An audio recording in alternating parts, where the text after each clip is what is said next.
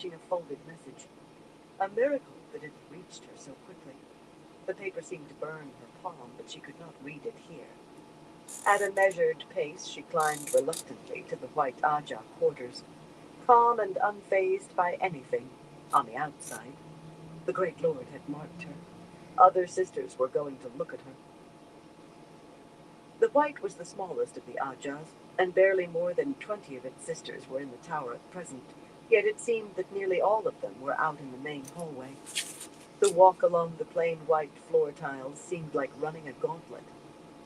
Siain and Farana were heading out despite the hour, shawls draped along their arms, and Siain gave her a small smile of commiseration, which made her want to kill the sitter, always thrusting her sharp nose in where it was unwanted. Farana held no sympathy. She scowled with more open fury than any sister should have allowed herself to show. All Alviarin could do was try to ignore the copper-skinned woman without being obvious. Short and stout, with her usually mild round face and an ink smudge on her nose, Farana was no one's image of a Damani, but the first reasoner possessed a fierce Damani temper. She was quite capable of handing down a penance for any slight, especially to a sister who had disgraced both herself and the White. The Aja felt keenly the shame of her having been stripped of the keeper's stole. Most felt anger at the loss of influence as well. There were far too many glares, some from sisters who stood far enough below her that they should leap to obey if she gave a command. Others deliberately turned their backs. She made her way through those frowns and snubs at a steady pace, unhurried, yet she felt her cheeks beginning to heat. She tried to immerse herself in the soothing nature of the white quarters. The plain white walls, lined with silvered stand mirrors, held only a few simple tapestries, images of snow-capped mountains, shady forests, stands of bamboo with sunlight slanting through them. Ever since attaining the shawl, she had used those images to help her find serenity in times of stress. The Great Lord had marked her. She clutched her skirts in fists to hold her hands at her sides. The message seemed to burn her hand, a steady, measured pace. Two of the sisters she passed ignored her simply because they did not see her. Estrella and Tassan were discussing food spoilage, arguing, rather, faces smooth but eyes heated and voices on the brink of heat. They were arithmetists of all things, as if logic could be reduced to numbers, and they seemed to be disagreeing on how those numbers were used. Calculating with Radun's standard of deviation, the rate is 11 times what it should be, Estrella said in tight tones. Furthermore, this must indicate the intervention of the shadow. Tassan cut her off, beaded braids clicking as she shook her head. The shadow, yes, but Radun's standard, it is outdated. You must use Kovanan's first rule of medians and calculate separately for rotting meat or rotten. The correct answers, as I said, are 13 and 9. I've not yet applied it to the flour or the beans and the lentils, but it seems intuitively obvious. Estrella swelled up, and since she was a plump woman with a formidable bosom, she could swell impressively. Kovanan's first rule? She practically spluttered, breaking in. That hasn't been properly proven yet. Correct and proven methods are always preferable to slipshod. Alviarin very nearly smiled as she moved on. So someone had finally noticed that the Great Lord had laid his hand on the tower. But knowing would not help them change matters. Perhaps she had smiled, but if so, she crushed it as someone spoke. You'd grimace too, Ramisa, if you were being strapped every morning before breakfast, Noreen said, much too loudly, and plainly meaning for Alviarin to hear. Ramisa, a tall, slender woman with silver bells sewn down the sleeves of her white embroidered dress, looked startled at being addressed, and likely she was. Noreen had few friends, perhaps none. She went on, cutting her eyes toward Alviarin to see whether she had noticed. It is irrational to call a penance private and pretend nothing is happening when the Amelin's seat has imposed it. But then her rationality has always been overrated, in my opinion. Fortunately, Alviarin had only a short way further to reach her room. Carefully, she closed the outer door and latched the latch. Not that anyone would disturb her, but she had not survived by taking chances except where she had to. The lamps were lit. and a small fire burned on the white marble hearth against the cool of an early spring evening. At least the servants still performed their duties, but even the servants knew. Silent tears of humiliation began to stream down her cheeks. She wanted to kill Sylviana, yet that would only mean a new mistress of novices laying the strap across her every morning until Elida relented. Except that Elida would never relent. Killing her would be more to the point, yet such killings had to be carefully rationed. Too many unexpected deaths would cause questions, perhaps dangerous questions. Still, she had done what she could against Elida. Katarina's news of this battle was spreading through the Black Aja and beyond it already. She had overheard sisters who were not black telling Timai's wells in detail, and if the details had grown in the telling, so much the better. Soon the news from the Black Tower would have diffused through the White Tower too, likely expanding in the same way. A pity that neither would be sufficient to see Elida disgraced and deposed, with those cursed rebels practically on the bridges. Yet Dumai's wells and the disaster in Andor hanging over her head would keep her from undoing what Alviarin had done. Break the White Tower from within, she had been ordered. Plant discord and chaos in every corner of the tower. Part of her had felt pain at that command, a part of her still did. Yet her greater loyalty was to the Great Lord. Elida herself had made the first break in the tower, but she had shattered half of it past mending. Abruptly, she realized that she was touching her forehead again and snatched her hand down. There was no mark there, nothing to feel. Every time she glanced into a mirror, she checked in spite of herself. And yet, sometimes she thought people were looking at her forehead, seeing something that escaped her own eyes. That was impossible, irrational, yet the thought crept in no matter how often she chased it away. Dashing tears from her face with the hand holding the message from the tapestry, she pulled the other two she had retrieved out of her belt pouch and went to the writing table standing against the wall. It was a plain table and unadorned like all of her furnishings, some of which she suspected might be of indifferent workmanship. A trivial matter. So long as furniture did what it was supposed to do, nothing more mattered.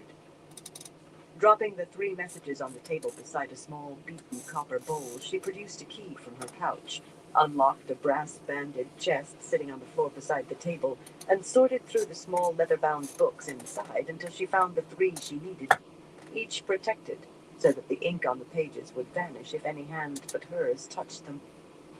There were far too many ciphers in use for her to keep them in memory. Losing these books would be a painful trial. Replacing them one second, everyone. Hence the stout chest and the lock. A very good lock. Good locks were not trivialities. There we go. Had to dig my lighter out, dropped it. Thin strips of paper wrapping the message recovered from behind the tapestry, held them to a lamp flame, and dropped them into the bowl to burn. They were only directions as to where the message was to be left. One for each woman in the chain. The extra strips merely a way of disguising how many links the message had to go through to reach its recipient. Too many precautions were an impossibility. Even the sisters of her own heart believed her no more than they. Only 3 on the Supreme Council knew who she was, and she would have avoided that had it been possible. There could never be too many precautions, especially now. The message, once she worked it out, bending to write on another sheet, was much as she had expected since the previous night when Talene failed to appear. The woman had left the green quarters early yesterday, carrying fat saddlebags and a small chest. Not having a servant carry them, she had performed the task herself. No one seemed to know where she had gone. The question was, had she panicked on receiving her summons to the Supreme Council? Or was there something more? Something more, Alviarin decided. Talene had looked to Yukiri and Doacine as though seeking guidance, perhaps. She was sure she had not imagined it. Could she have? A very small seed of hope. There must be something more.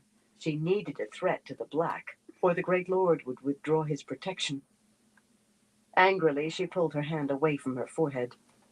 She never considered using the small ter'angreal she had hidden away to call Masana. For one thing, one very important thing, the woman surely intended to kill her, very likely despite the Great Lord's protection. On the instant, if that protection were lost. She had seen Masana's face.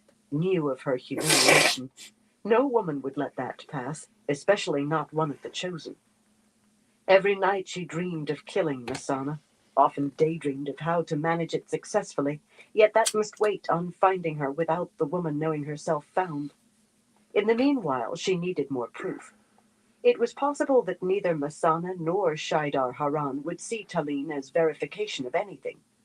Sisters had panicked and run in the past, if rarely, and assuming Masana and the Great Lord were ignorant of that would be dangerous. In turn, she touched the ciphered message and the clear copy to the lamp flame and held each by a corner until they had burned nearly to her fingers, before dropping them atop the ashes in the bowl. The smooth black stone that she kept as a paperweight, she crushed the ashes and stirred them about. She doubted that anyone could reconstitute words from ash, but even so. Still standing, she deciphered the other two messages and learned that Yukiri and Doasim both slept in rooms warded against intrusion. That was unsurprising. Hardly a sister in the tower slept without warding these days, but it meant kidnapping either would be difficult. That was always easiest when carried out at night by sisters of the woman's own Aja. It might yet turn out those glances Hey, were Multiverse, how you or doing? imagination. Welcome. She needed to consider the possibility. With a sigh, she gathered more of the small books from the chest and gently eased herself onto the goose-down cushion on the chair at the writing table. Not gently enough to stop a wince as her weight settled, though. She stifled a whimper. At first, she had thought the humiliation of Sylviana's strap far worse than the pain, but the pain no longer really faded. Her bottom was a mass of bruises, and tomorrow the Mistress of Novices would add to them, and the day after that, and the day after. Oh, yes. You know what? Since A bleak let's vision do a of dab endless days howling under Sylviana's out of my step, of fighting to meet the eyes always, of sisters who knew all about need an the excuse visits to Sylviana's study. smoke out of my Dr. Trying Dabber. to chase those thoughts away, she dipped the good steel-nibbed pen and began to write out ciphered orders on thin sheets of paper. Taline must be found and brought back, of course, for punishment and execution, if she had simply panicked. It's always if good she to had get an not- elevator. If she had somehow found a way to betray her oaths. Alviarin clung to that. I gotta oath, love having like my he commanded medical a card. close watch put on Yukiri and Doasim. A way had to be found to take them, and if they were caught up in chance and imagination, something could still be manufactured from whatever they said. She would guide the flows in the circle. Something could be made. She wrote furiously. That thing unaware that has her free hand had risen to her 25 forehead. different temp settings. It has different colors you can light Afternoon this sunlight up with. slanted through the tall trees on the ridge above the You can vast adjust your shadow draw of time and all poppies kinds of dappling crazy the air, stuff. and songbirds trilled on the branches overhead.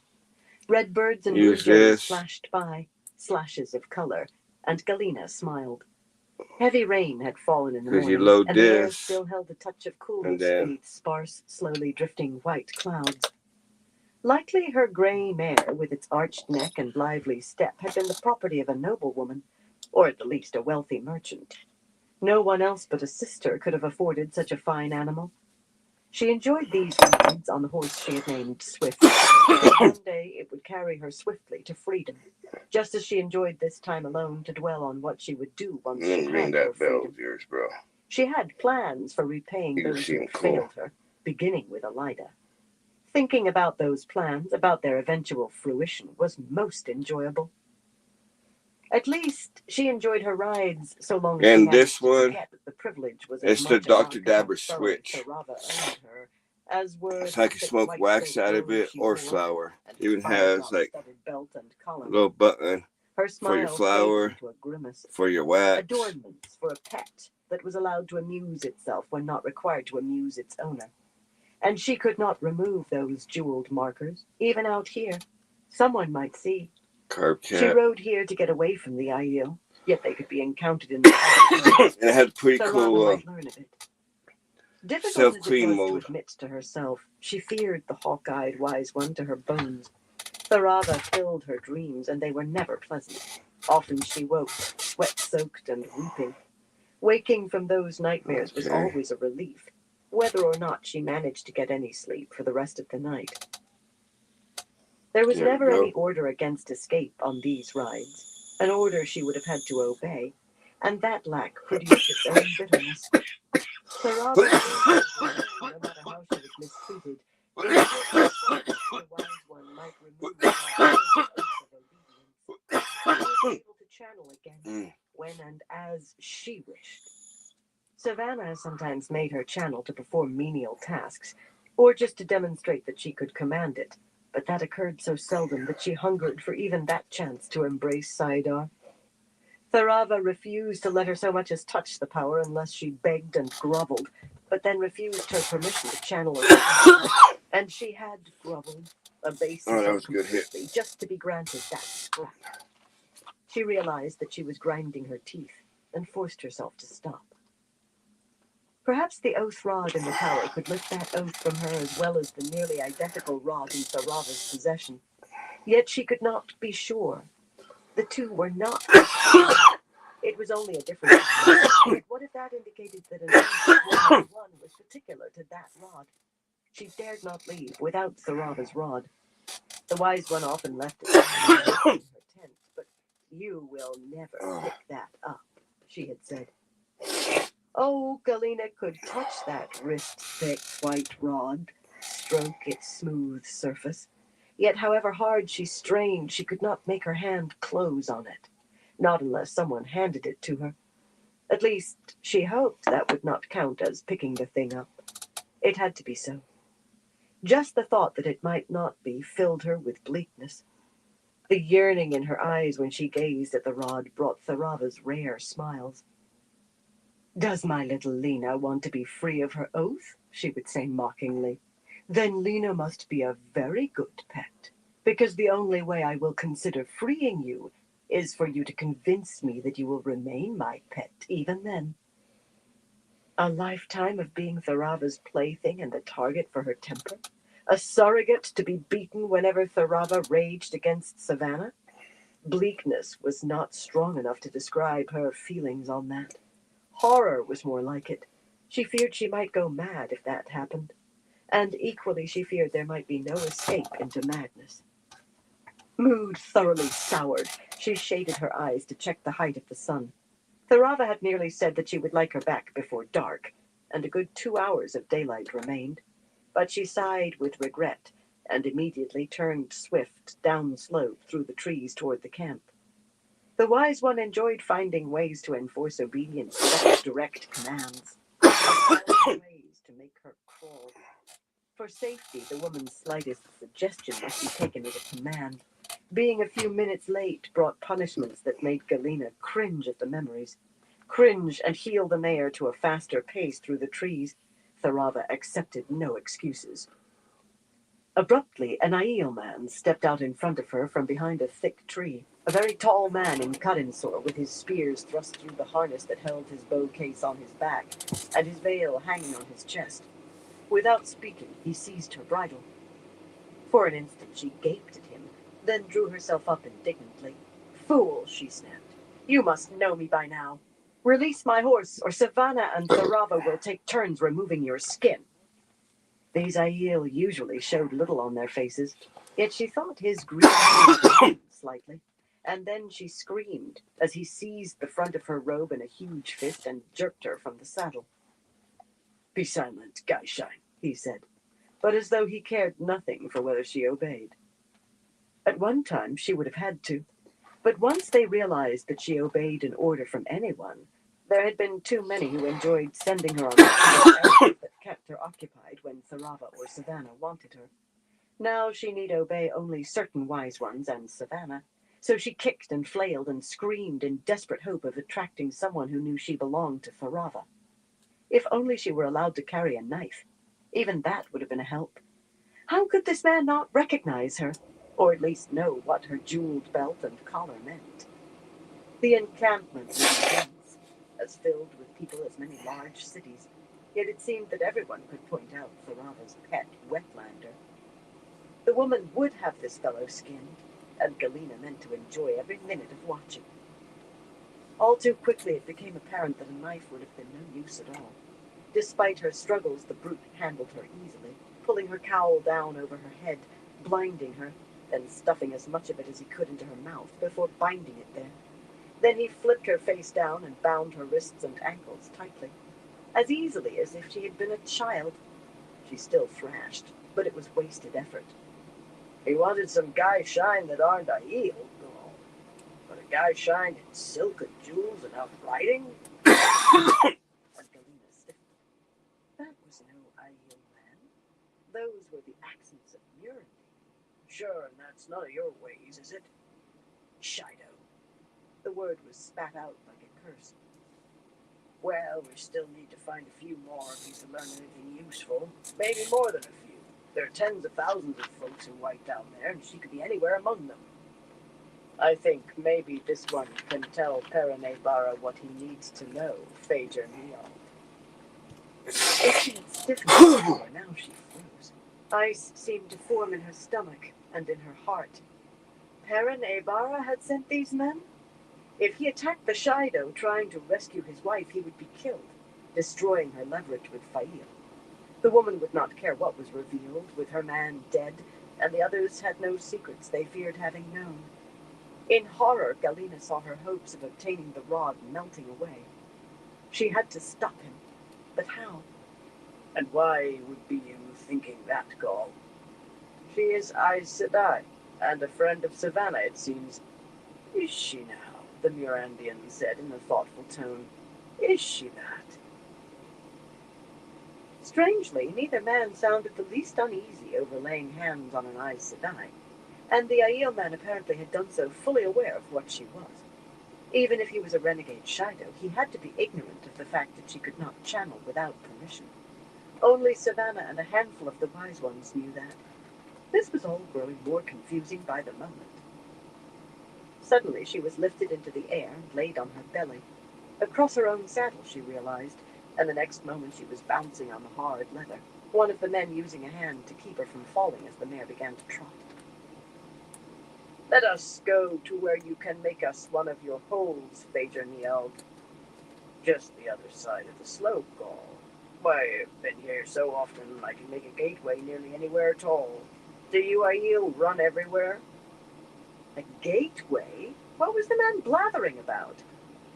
Dismissing his nonsense, she considered her options none good. Bound like a lamb for market, gagged so she would not be heard 10 paces away if she shrieked her lungs out, her chances of escape were non-existent, unless some of the Shido sentries intercepted her captors. But did she want them to? Unless she reached Aybara, she had no way to stop him from ruining everything. On the other hand, how many days off did his man lie? He could not be very near, or the Shido would have found him by now. She knew scouts had been making sweeps as far as 10 miles from the camp. However many days were required to reach him, it would take as many to return. Not merely minutes late, but days late. Tharava would not kill her for it, just make her wish she were dead. She could explain. A tale of being captured by brigands. No, just a pair. It was hard enough to believe 2 men had gotten this near the encampment, much less a band of brigands. Unable to channel, she had needed time to escape. She could make the tale convincing. It might persuade Tharava. It was useless. The first time Tharava had punished her for being late, it had been because her cinch broke and she had had to walk back leading her horse. The woman had not accepted that excuse, and she would not accept being kidnapped either. Galena wanted to weep. In fact, she realized that she was weeping, hopeless tears she was helpless to stop. The horse halted, and before she could think, she convulsed wildly, trying to fling herself off the saddle, screaming as loudly as her gag permitted. They had to be trying to avoid sentries. Surely Tharava would understand if the sentries returned with her and her captors, even if she was late. Surely she could find a way to handle Fail, even with her husband dead. A hard hand smacked her rudely. Be silent, the Aiel man said, and they began to trot again. Her tears began again, too, and the silk towel covering her face grew damp. Tharava was going to make her howl. But even while she wept, she began to work on what she would say to Aybara. At least she could salvage her chances of obtaining the rod. Tharava was going to... No. She needed to concentrate on what she could do.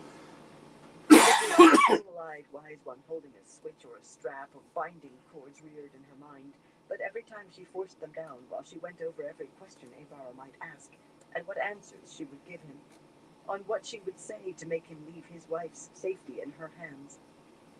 In none of her calculations had she expected to be lifted down and stood upright no more than an hour after being captured. "Unsaddle her horse, Norin, and picket it with the others," the Mirandian said. "Right away, Master Niall," came a reply, in a Kyrianan accent. The bonds around her ankles fell away. A knife blade slid between her wrists, severing those cords, and then whatever held her gag in place was untied. She spat out silk, sodden with her own saliva, and jerked the cowl back. A short man in a dark coat was leading Swift away through a straggle of large, patched brown tents and small, crude huts that seemed made from tree branches, including pine boughs with brown needles. How long for pine to turn brown? Days, surely, perhaps weeks. The 60 or 70 men tending cook fires or sitting on wooden stools looked like farmers in their but some were sharpening swords, and spears and halberds and other pole arms stood stacked in a dozen places. Through the gaps between the tents and huts, she could see more men moving about to either side, a number of them in helmets and breastplates, mounted and carrying long, streamered lances. Soldiers, riding out on patrol. How many more lay beyond her sight? No matter. What was in front of her eyes was impossible. The Shido had sentries farther from their camp than this. She was certain they did. "If the face wasn't enough," Niall murmured, "that cool, calculating study would convince me, like she's examining worms under a rock she's turned over." A weedy fellow in a black coat, he knuckled his waxed mustaches in an amused way, careful not to spoil the points. He wore a sword, but he certainly had no look of soldier or armsman about him. "Well, come along then, Aes Sedai," he said, clasping her upper arm. "Lord Perrin will be wanting to ask you some questions." She jerked free, and he calmly took a firmer grip. "None of that now." The huge Aiel man, Gaul, took her other arm, and she could go with them or be dragged. She walked with her head high, pretending they were merely an escort, but anyone who saw how they held her arms was no different.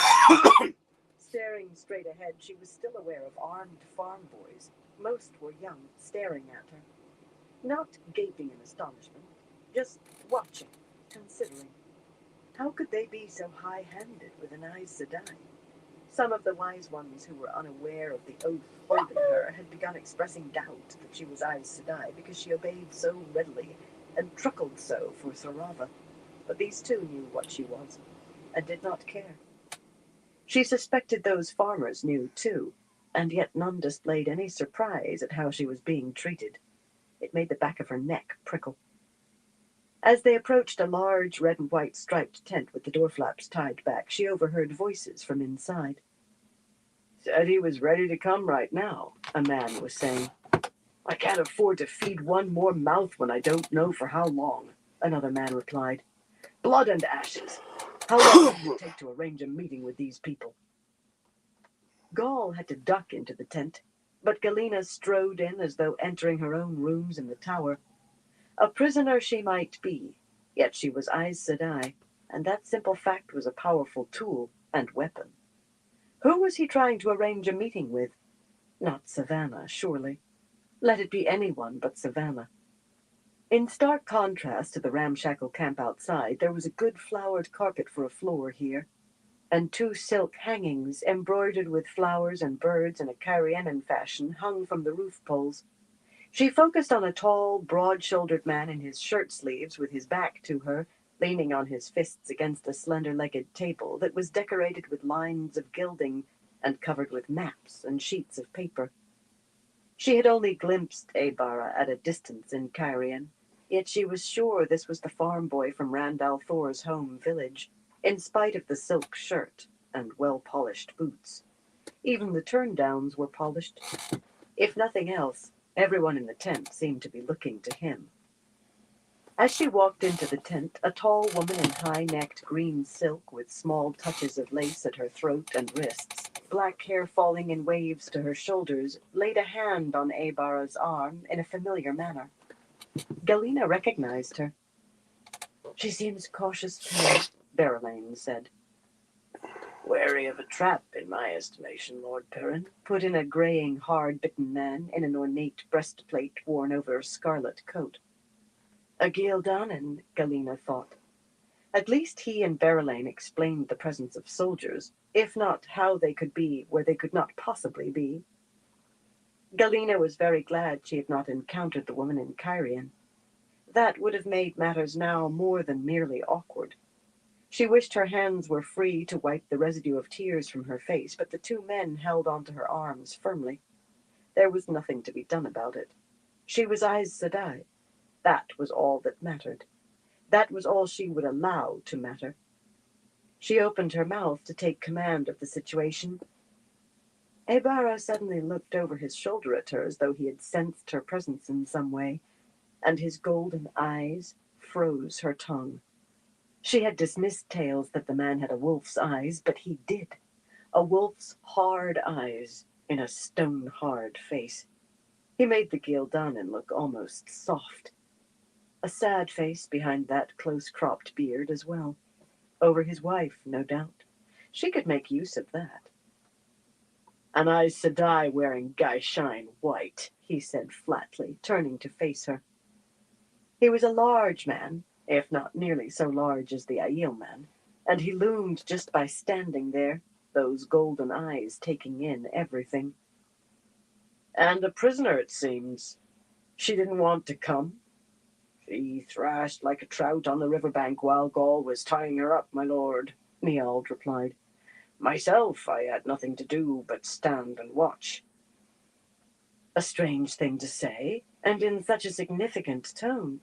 What could he have... Abruptly, she became aware of another man in a black coat, a stocky, weathered fellow with a silver pin in the shape of a sword fastened to his high collar. And she remembered where she had last seen men in black coats.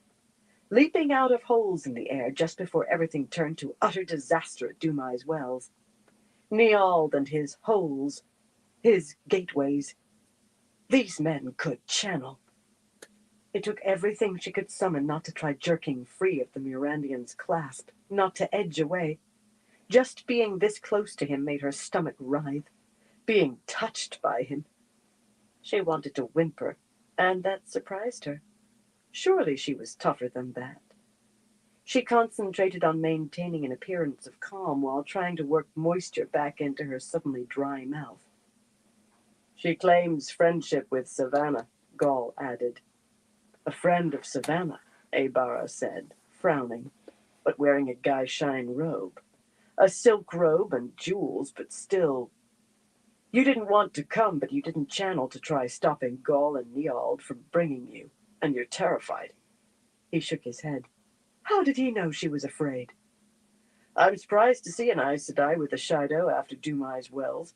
Or don't you know about that? Let her go, let her go. I doubt she'll take off running since she let you bring her this far."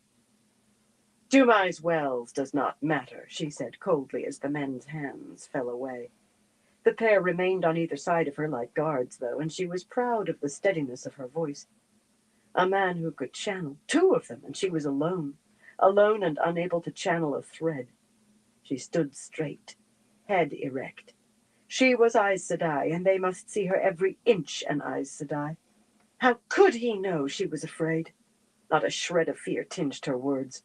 Her face might as well have been carved of stone for all she let show. "The White Tower has purposes none but Aes Sedai can know or understand. I am about White Tower business, and you are interfering. An unwise choice for any man." The Gildanan nodded ruefully as though he had learned that lesson personally. Abara merely looked at her, expressionless. "Hearing your name was the only reason I didn't do something drastic to these two," she continued. If the Mirandian or the Aiel man brought up how long that had taken, she was ready to claim that she had been stunned at first, but they held silent, and she spoke quickly and forcefully. "Your wife Fail is under my protection, as well as Queen Aleandra, and when my business with Savannah is done, I will take them to safety with me and help them reach wherever they wish to go. In the meanwhile, however, your presence here endangers my business, White Tower business, which I cannot allow.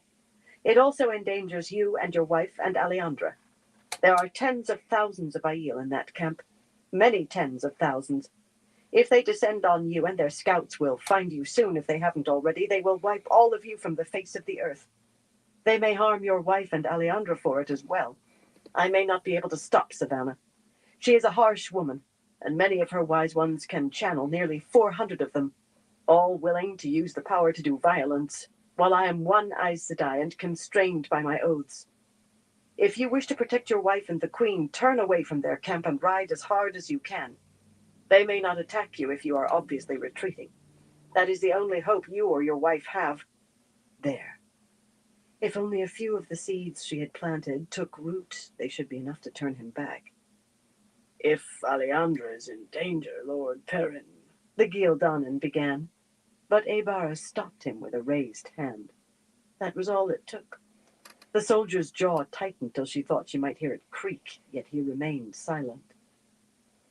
You've seen Fail? The young man said, excitement touching his voice. She's well? She hasn't been harmed? The fool seemed not to have heard a word she said, beyond mention of his wife.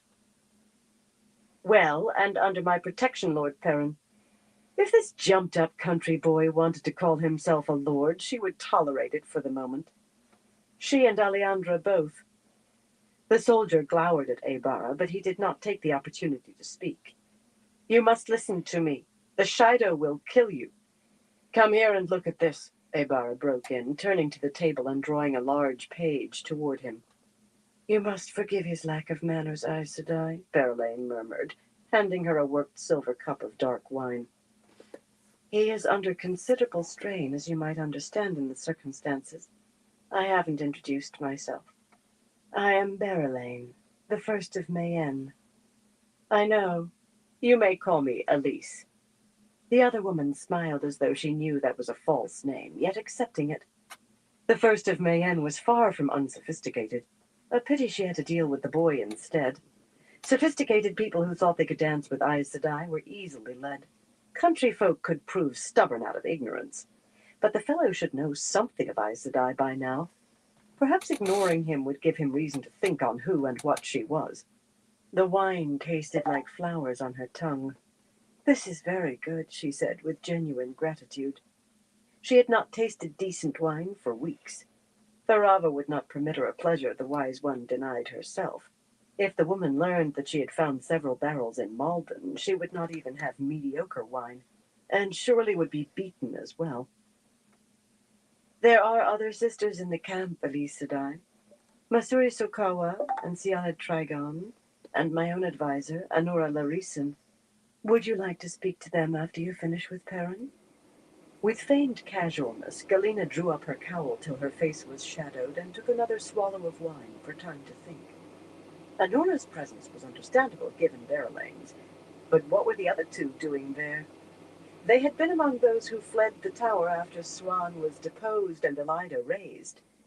True, none of them would know of her involvement in kidnapping the al'Thor boy for Elida, but still... I think not, she murmured. Their business is theirs and mine is mine. She would have given a great deal to know their business, but not at the cost of being recognized. Any friend of the Dragon Reborn might have notions about a red. Help me convince Aebara, Berelain. Your winged guards are no match for what the Shido will send against them. Whatever Gildanan you have with you won't make a difference. An army will make no difference. The Shido are too many, and they have hundreds of wise ones ready to use the one power as a weapon. I have seen them do it. You may die too, and even if you are captured, I can't promise I can make Savannah release you when I leave. Berelain laughed, as though thousands of Shido and hundreds of wise ones who could channel were of no account. Oh, have no fear, they will find us. Their camp lies a good 3-day ride from here, perhaps 4. The terrain turns rough not far from where we are. 3 days, perhaps 4. Galena shivered. She should have put it together before this. 3 or 4 days of ground covered in less than an hour. Through a hole in the air created half of the power. She'd been near enough for Saidin to touch her. She kept her voice steady, though.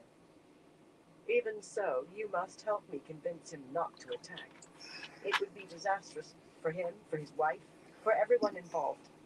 Beyond that, what I am doing is important to the tower. You have always been a strong supporter of the tower. Flattery for the ruler of a single city and a few hides of land, but flattery oiled the insignificant as well as it did the mighty. Heron is stubborn, Elise said I doubt you'll change his mind. That isn't easy to do once he has it set. For some reason, the young woman smiled a smile mysterious enough to credit his sister. Verlaine, could you have your talk later? Abara said impatiently, and it was not a suggestion. He tapped the sheet of paper with a thick finger. Elise, would you look at this? That was not a suggestion either. Who did the man think he was, ordering an Aes Sedai? Still, moving to the table took her a little way from Niall. It brought her nearer the other one, who was studying her intently, but he was on the other side of the table. A feeble barrier, yet she could ignore him by looking at the sheet of paper under Abara's finger. Keeping her eyebrows from rising was difficult. The town of Malden was outlined there, complete with the aqueduct that brought water from a lake 5 miles away, and also a rough outline of the Shido camp surrounding the city. The real surprise was that markings seemed to indicate the arrival of Sept since the Shido reached Malden, and the number of those meant his men had been observing the camp for some time. Another map, roughly sketched, seemed to show the city itself in some detail. I see you have learned how large their camp is, she said. You must know rescuing her is hopeless, even if you have 100 of those men. Speaking of them was not easy, and she could not entirely keep the contempt from her voice. It isn't enough. Those wise ones will fight back, hundreds of them. It would be a slaughter, thousands dead, your wife perhaps among them. I have told you she and Aleandra are under my protection. When my business is finished, I will take them to safety. You have heard me say it, so by the 3 oaths you know it is true. Don't make the mistake of thinking that your connection to Randall Thor will protect you if you interfere in what the White Tower is doing. Yes, I know who you are. Did you think your wife wouldn't tell me? She trusts me, and if you want to keep her safe, you must trust me too. The idiot looked at her as though her words had flown over his head without touching his ears. Those eyes were truly unsettling. Where does she sleep? Her and everyone else who was captured with her. Show me. I cannot, she replied levelly. Guy Shine seldom sleep in the same place 2 nights running. With that lie vanished the last chance that she could leave Fail and the others alive. Oh, she had never intended to increase the risk of her own escape by aiding them, but that could always have been explained later by some change in circumstances. She could not hazard the possibility that they might actually escape one day and uncover her direct lie, however. I will get her free, he growled, almost too softly for her to hear. Whatever it takes. Her thoughts raced. There seemed no way to divert him from it, but perhaps she could delay him. She had to do at least that. Will you at least hold off your attack? I may be able to conclude my affairs in a few more days, perhaps a week. A deadline should sharpen Fail's efforts. Before, it would have been dangerous. A threat not carried out lost all force, and the chance had been too great that the woman might be unable to get the rod in time. Now the chance became necessary. If I can do that and bring your wife and others out, there will be no reason for you to die needlessly. 1 week. Frustration painting his face, Abara thumped his fist on the table hard enough to make it bounce. You can have a few days, he growled. Maybe even a week or more, if... He bit off whatever he had been about to say. Those strange eyes centered on her face. But I can't promise how many days, he went on. If I had my druthers, I'd be attacking now. I won't leave Fail a prisoner a day longer than I have to, while I wait on Aes Sedai's schemes for the Shido to bear fruit. You say she's under your protection, but how great a protection can you really give wearing that robe? There are signs of drunkenness in the camp. Even some of their sentries drink.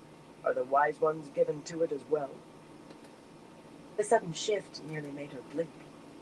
The wise ones drink only water, so you needn't think you can find them all in a stupor, she told him dryly, and quite truthfully. It always amused her when the truth served her purposes. Not that the wise one's example was bearing much fruit. Drunkenness was rife among the Shido. Every raid brought back all the wine that could be found. Dozens and dozens of small stills produced vile brews from grains, and every time the wise ones destroyed a still, two sprang up in its place. Letting him know that would only encourage him, though. As for the others, I have been with armies before this and seen more drinking than I have among the Shido. If 100 are drunk among tens of thousands, what gain is there for you? Really, it will be better if you promised me a week. 2 would be better still. His eyes flashed to the map, and his right hand made a fist again, but there was no anger in his voice. Do the Shido go inside the town walls very often? She set the wine cup down on the table and drew herself up. Meeting that yellow-eyed gaze required effort, yet she managed without a falter. I think it's past time you showed proper respect. I am an Aes Sedai, not a servant.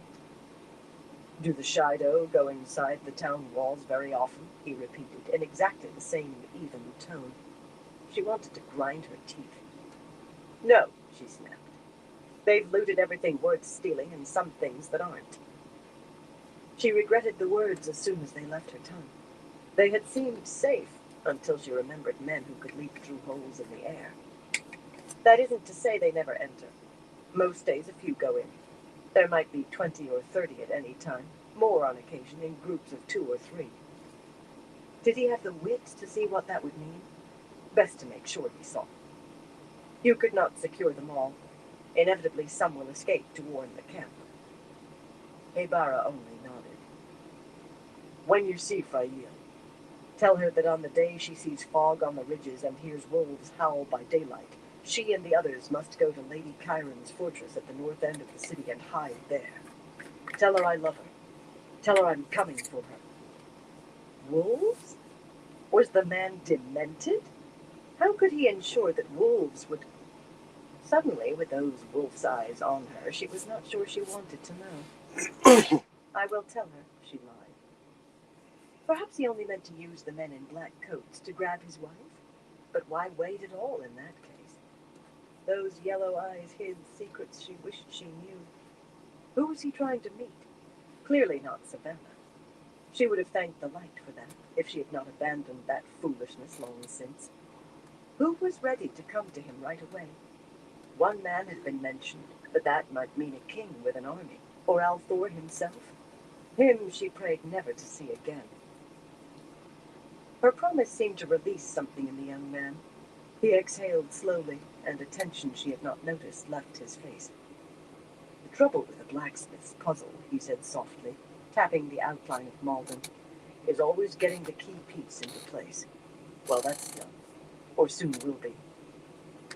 Will you stay for supper? Berelaine asked. The hour is near. The light was dimming in the open doorway. A lean serving woman in dark wool, her white hair in a bun on the back of her head, entered and began lighting the lamps. Will you promise me at least a week? Galena demanded, but Aybara shook his head. In that case, every hour is important. She had never intended staying a moment longer than necessary, but she had to force her next words out. Will you have one of your men take me back to as near the camp as possible? Do it, Niall, Aybara commanded, and at least try to be polite. He said that. She drew a deep breath and pushed her cowl back. I want you to hit me. Here, she touched her cheek. Hard enough to bruise. Finally, she had said something that got through to the man. Those yellow eyes widened, and he tucked his thumbs behind his belt as though securing his hands. I will not, he said, sounding as though she were insane. The Gildanan's mouth hung open, and the serving woman was staring at her, the burning taper in her hand hanging dangerously near her skirts. I require it, Galena said firmly. She would need every scrap of verisimilitude she could find with Thorava. Do it. I don't believe he will, Berelaine said, gliding forward with her skirts gathered. He has very country ways, if you will permit me. Galena nodded impatiently. There was nothing for it. though the woman likely would not leave a very convincing. Her vision went dark, and when she could see again, she was swaying slightly. She could taste blood. Her hand went to her cheek, and she winced.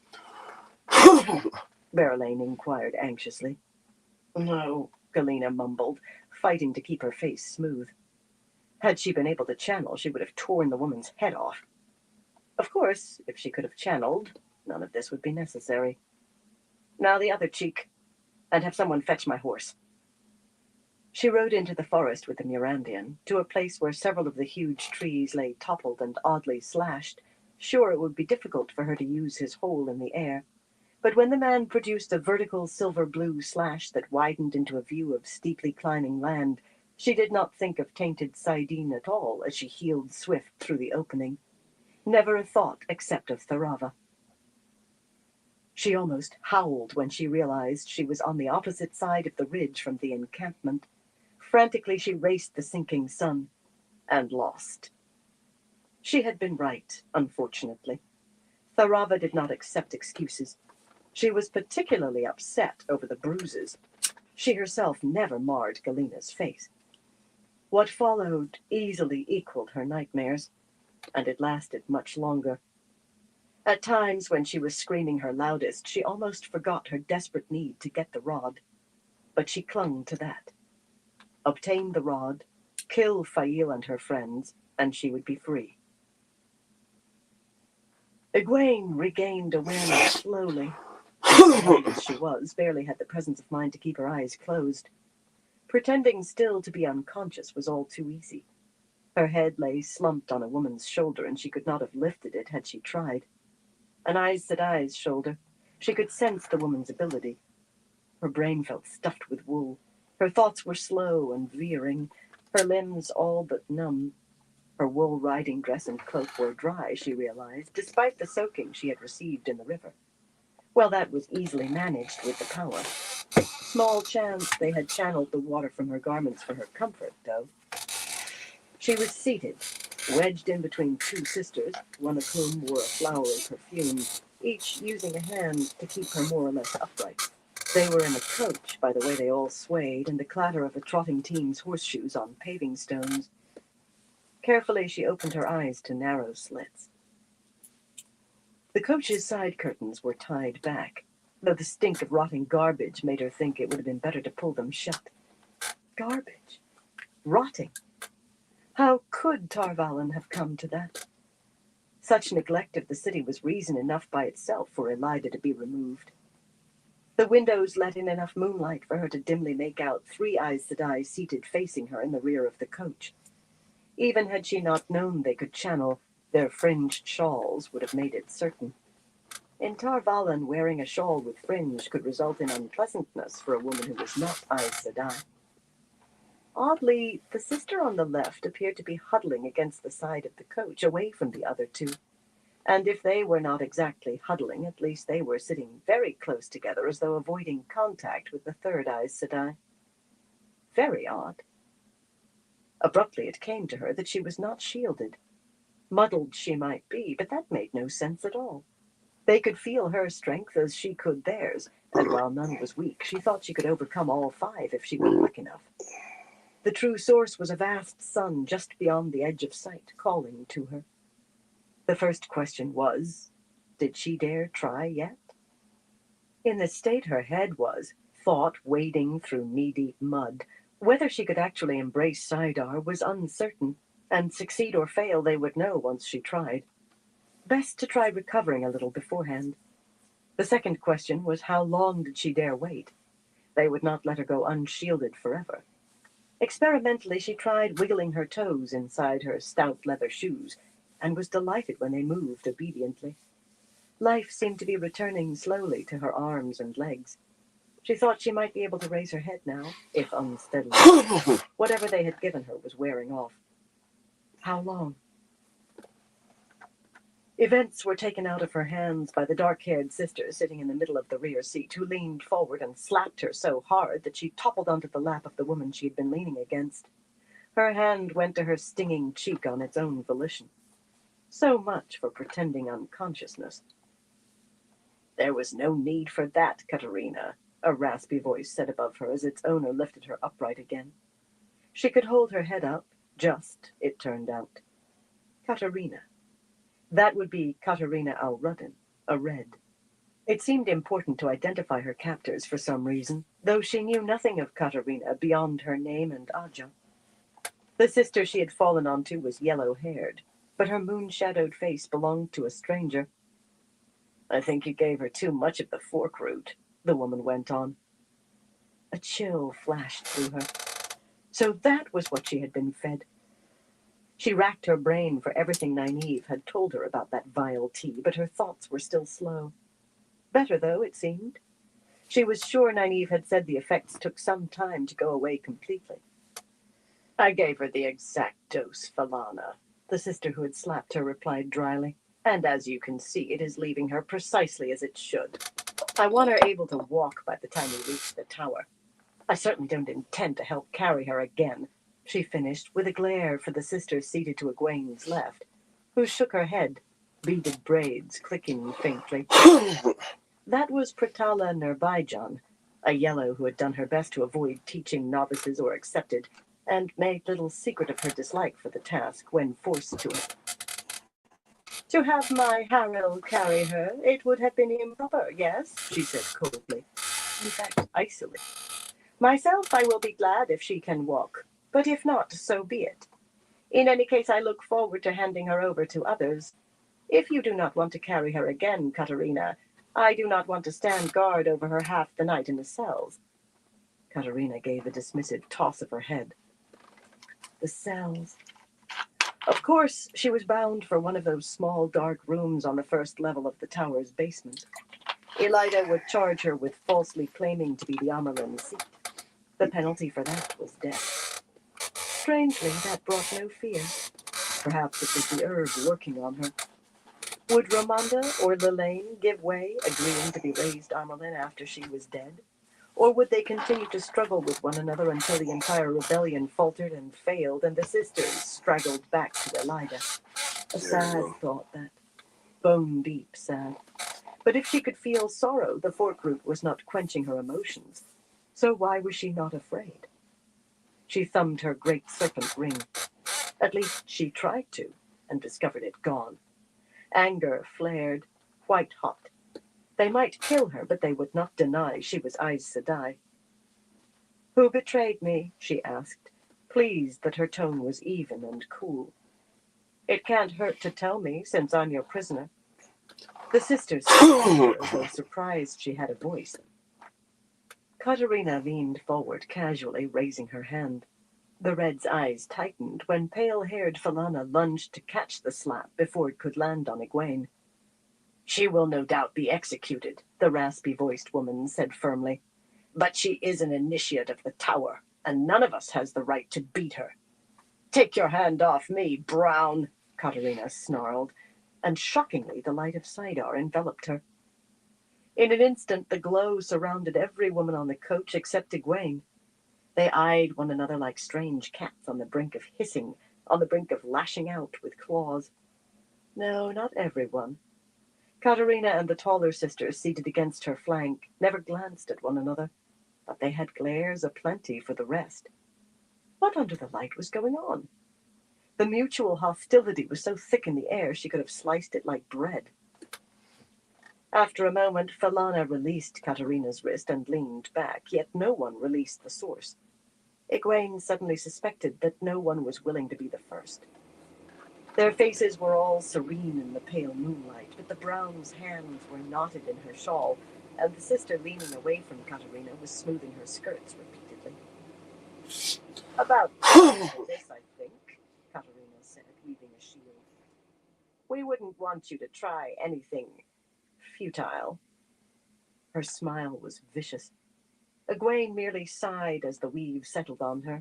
She doubted she could have embraced Saidar yet in any case, and against 5 already full of the power, success would have lasted moments at most. Her mild reaction appeared to disappoint the Red. This may be your last night in the world, she went on. It wouldn't surprise me in the slightest if Elida had you stilled and beheaded tomorrow.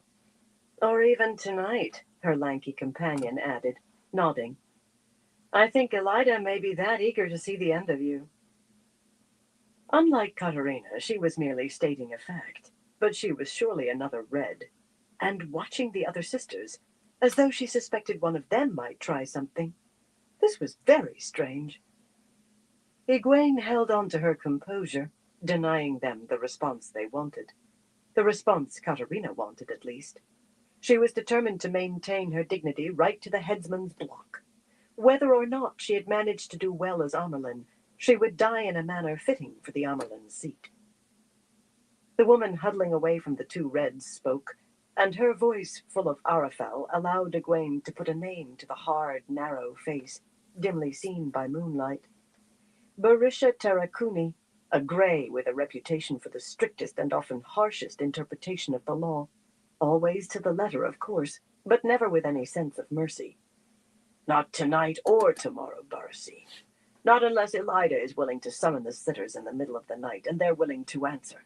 This requires a high court, no thing of minutes or even hours, and the hall seems less eager to please Elida than she might wish, small wonder. The girl will be tried, but the hall will sit in the matter when they choose, I think. The hall will come when Elida calls and hand them all penances that will make them wish they had, Katerina sneered. The way Jala and Merrim galloped off when we saw who we'd caught, she knows by now, and I'll wager that for this one Elida will drag sitters from their beds with her own hands if she must. Her voice grew smug and cutting at the same time. Perhaps she will name you to the chair of pardon. Would you enjoy that? Barisha drew herself up indignantly, shifting her shawl on her arms. In some instances, the chair of pardon faced the same penalty as the one she defended. Perhaps this charge required it. Despite Swan's best efforts to complete her education, Egwene did not know. What I want to hear, the Grey said after a moment, ostentatiously ignoring the women on the seat with her, is what did you do to the harbor chain? How can it be undone? It can't be undone, Egwene replied. You must know that it's Quain-Diar now. Even the power won't break it, only strengthen it. I suppose you could sell it if you tear down enough of the harbor wall to remove it. If anyone can afford a piece of Quain-Diar that big, or would want such a thing. This time no one tried to stop Katerina from slapping her, and very hard, too. Hold your tongue, the Red snapped. That seemed good advice, unless she wanted to be slapped silly. She could taste blood in her mouth already. So Egwene held her tongue, and silence descended on the rolling coach, the others all glowing with saidar and watching each other suspiciously. It was incredible. Why had Elida ever chosen women who clearly detested one another for tonight's task? As a demonstration of her power? Just because she could? No matter. If Elida allowed her to live through this night, at least she could let Swan know what had happened to her, and likely to Lyanna as well. She could let Swan know they had been betrayed, and pray that Swan could track down the betrayer, pray that the rebellion would not collapse. She offered a small prayer for that on the spot. It was much more important than the other. By the time the coachman reined in the team, she had recovered enough to follow Katerina and Pratala from the coach unaided, though her head still felt a trifle sick. She could stand, but she doubted she had the strength to run far. Not that trying would achieve anything beyond being halted after a few steps. So she stood calmly beside the dark lacquered coach and waited as patiently as the four-horse team in their harness. After all, she was harnessed too, in a manner of speaking. The white tower loomed over them, a thick, pale shaft rearing into the night. Few of its windows were alight, but some of those were near the very top, perhaps in the rooms Elida occupied. It was very strange. She was a prisoner and unlikely to live much longer, yet she felt she had come home. The tower seemed to renew her vigor. Two tower-liveried backriders, the flame of Tar Valon on their chests, had dismounted from the rear of the coach to unfold the steps, and they stood offering a white-gloved hand to each woman who dismounted, but only Barisha availed herself, and only because it let her reach the paving stones quickly while eyeing the other sisters, Egwene suspected. Barasine gave the fellows such looks that one gulped audibly and the other's face grew pale. Falana, busy trying to watch the others, nearly waved the men away irritably. All five still held Saidar, even here. They were at the main rear entrance, stone-railed marble stairs descending from the second level beneath four massive bronze lanterns that cast a wide pool of flickering light. And, to her surprise, a single novice stood alone at the foot of the stairs, clutching her white cloak against a slight chill in the air. She had more than half expected Elida to meet them in person, to gloat over her retinue of sycophants. That the novice was Nicola Treehill was a second surprise. The last place she would have thought to find the runaway was inside the White Tower itself. By the way Nicola's eyes widened when Egwene emerged from the coach, the novice was more startled than herself, but she dropped a neat if hasty curtsy to the sisters. The Amerlin says she's to be handed over to the Mistress of Novices, Katerina Sedai. She says that Sylviana Sedai has her instructions. So it seems you'll be birched tonight, at least, Katerina murmured with a smile. Egwene wondered whether the woman hated her personally, or for what she represented, or simply hated everyone. Birched. She had never seen it done, but she had heard a description. It sounded extremely painful. She met Katerina's gaze levelly, and after a moment the smile faded. The woman looked about to strike her again. The Aiel had a way of dealing with pain. They embraced it, gave themselves over to it without fighting or even trying to hold back screams. Perhaps that would help. The wise one said that way the pain could be cast off without keeping its hold on you. If Elida means to drag this out unnecessarily, I'll have no more part in it tonight, Falana announced, frowning at everyone in sight, including Nicola. If the girl is to be stilled and executed, that should be sufficient. Gathering her skirts, the yellow-haired sister darted past Nicola up the stairs, actually running. The glow of Saidar still surrounded her as she vanished inside. I agree, Pratella said coolly.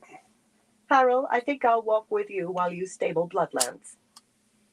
A dark, stocky man who had come out of the darkness leading a tall bay bowed to her. Stone-faced, he wore a warder's chameleon cloak that made most of him seem not to be there when he stood still, and rippled with colors when he moved.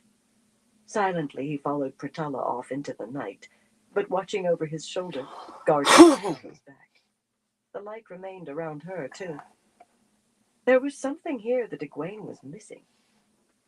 Suddenly, Nicola spread her skirts in another curtsy, deeper this time, and words burst out of her in a rush. I'm sorry I ran away, Mother. I thought they'd let me go faster here. Arena and I thought... Don't call her that, Katerina barked, and a switch of air caught the novice across the bottom hard enough to make her squeal and jump. If you're attending the Amerlin seat tonight, child, get back to her and tell her I said her orders will be carried out. Now run! With one last frantic glance at Egwene, Nicola gathered her cloak and her skirts and went scrambling up the stairs so fast that twice she stumbled and nearly fell. Poor Nicola. Excuse me. Her hopes had surely been disappointed, and if the tower discovered her age, she must have lied about that to be taken in. Lying was one of her several bad habits. Egwene dismissed the girl from her mind. Nicola was no longer her concern. There was no need to frighten the child out of her wits, Barisha said, surprisingly. Novices need to be guided, not bludgeoned. A far cry from her views on the law. Katerina and Barasine rounded on the gray together, staring at her intently. Only two cats now, but rather than another cat, they saw a mouse.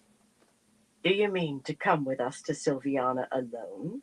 Katerina asked, with a decidedly unpleasant smile twisting her lips. Aren't you afraid, Gray? Barasine said, a touch of mockery in her voice. For some reason she swung one arm a little so the long fringe of her shawl swayed. Just the one of you? And two of us? The two backriders stood like statues, like men who desired hardly to be anywhere else and hoped to remain unnoticed, if sufficiently still. Barisha was no taller than Egwene, but she drew herself up and clutched her shawl around her. Threats are specifically prohibited by Tower... Did Barasine threaten you? Katerina cut in softly. Softly, yet with sharp steel wrapped in it. She just asked whether you are afraid. Should you be? Berisha licked her lips uneasily. Her face was bloodless, and her eyes grew wider and wider as though she saw things she had no wish to see. I think I will take a walk in the grounds, she said at last in a strangled voice, and sidled away without ever taking her eyes from the two reds. Katerina gave a small, satisfied laugh. It was absolute madness. Even sisters who hated one another to the toenails did not behave in this fashion. No woman who gave in to fear as easily as Berisha had could ever have become Aes Sedai in the first place. Something was wrong in the tower. Very wrong. Bring her, Katerina said, starting up the stairs. At last, releasing Saidar, Barasine gripped Egwene's arm tightly and followed. There was no choice save to gather her divided skirts and go along without a struggle. Yet her spirits were oddly buoyant. Entering the tower truly did feel like returning home. The white walls with their friezes and tapestries, the brightly colored floor tiles, seemed as familiar as her mother's kitchen. More so, in a way. It had been far longer since she saw her mother's kitchen than these hallways. She took in the strength of home with every breath. But there was strangeness, too. The stand lamps were all alight, and the hour could not be all that late. Yet she saw no one. There were always a few sisters gliding along the corridors, even in the dead of night. She remembered that vividly, catching sight of some sister while running on an errand in the small hours, and despairing that she would ever be so graceful, so queenly. Aes Sedai kept their own hours, and some Browns hardly liked being awake during daylight at all. Night held fewer distractions from their studies, fewer interruptions to their reading, but there was no one. Neither Katerina nor Barasine made any comment as they walked along hallways lifeless except for the three of them. Apparently this silent emptiness was a matter of course now. As they reached pale stone stairs set in an alcove, another sister finally appeared, climbing from below. A plump woman in a red-slashed riding dress with a mouth that looked ready to smile, she wore her shawl, edged with long red silk fringe, draped along her arms. Katerina and the others might well have worn theirs to mark them out clearly at the docks. No one in Tar Valon would bother a woman wearing a fringed shawl, and most kept clear if they could, particularly men. But why here? The newcomer's thick black eyebrows raised over bright blue eyes at the sight of Egwene, and she planted her fists on ample hips, letting her shawl slide to her elbows. Egwene did not think she had ever seen the woman before, but apparently the reverse was known. Hey, D-Man, how you doing? Why, that's the Oh, it's not going girl. too bad. They sent her to Just South chilling, Elida will smoking give a you little pretty bit. for this night's work. Yes, she will. But look at her. Look at How's how your she night stands going? So, you'd think a pair of you were an honor guard for escort. I'd have thought she'd be weeping and wailing for mercy.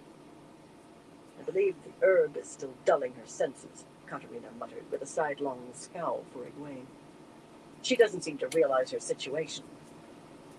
Barasine, still holding Egwene's arm, gave her a vigorous shake. But after a small stagger, she managed to catch her balance and kept her face smooth, ignoring the taller woman's glares. I saw the. In shock. I liked it, but I forgot to comment on your live today when you're showing your new one you're doing. I've seen that before. How did matters go at North Harbor, Melaire? Barasine asked. Not so well as with you, it seems. With everyone else squealing to themselves like shoats caught under a fence over there being two of us, I was afraid we'd scare off who we were trying to catch. It's a good thing there were two of us who would talk to one another. As it was, all we caught was a wilder. And not before she turned half the harbor chain to Quendiar.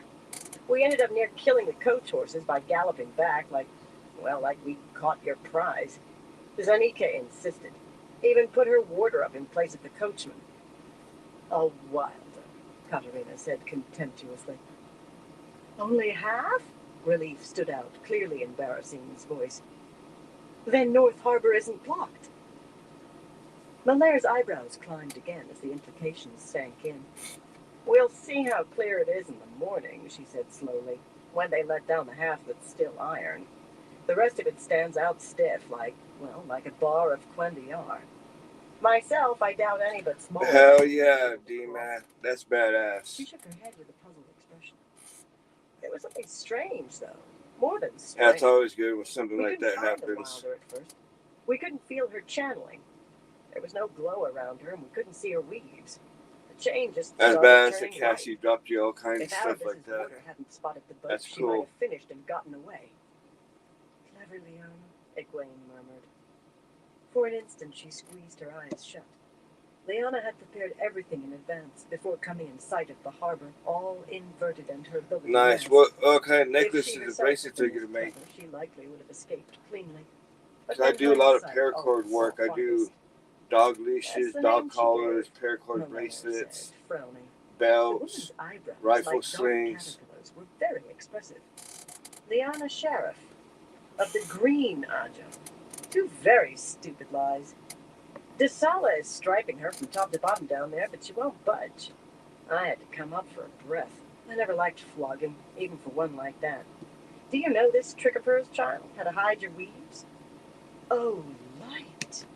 They thought Liana was a wilder pretending to be Aes Sedai. She's telling the truth. Stilling cost her the Oh, damn. Hell yeah. That's she was healed a hell of a long time to know someone. That's badass you guys are still friends like that for that long. Only Liana Sheriff could know the answers. Speech ended for her as a ball of air filled her mouth, forcing her jaws wide till they... Definitely hard to find We don't have to listen to this good nonsense, friends like that. Katarina growled. Melaire stared into Egwene's eyes, though. It sounds senseless, to be sure, she said after a moment. But I suppose it wouldn't hurt to ask a few questions besides, what is your name? At worst, it'll cut the tedium of the woman's answers. Should we take her down to the cells, Katarina? I don't dare leave Desala alone with the other one for long. She despises Wilders, and she purely hates women who claim to be Aes Sedai. She's not going to the cells yet, Katarina replied.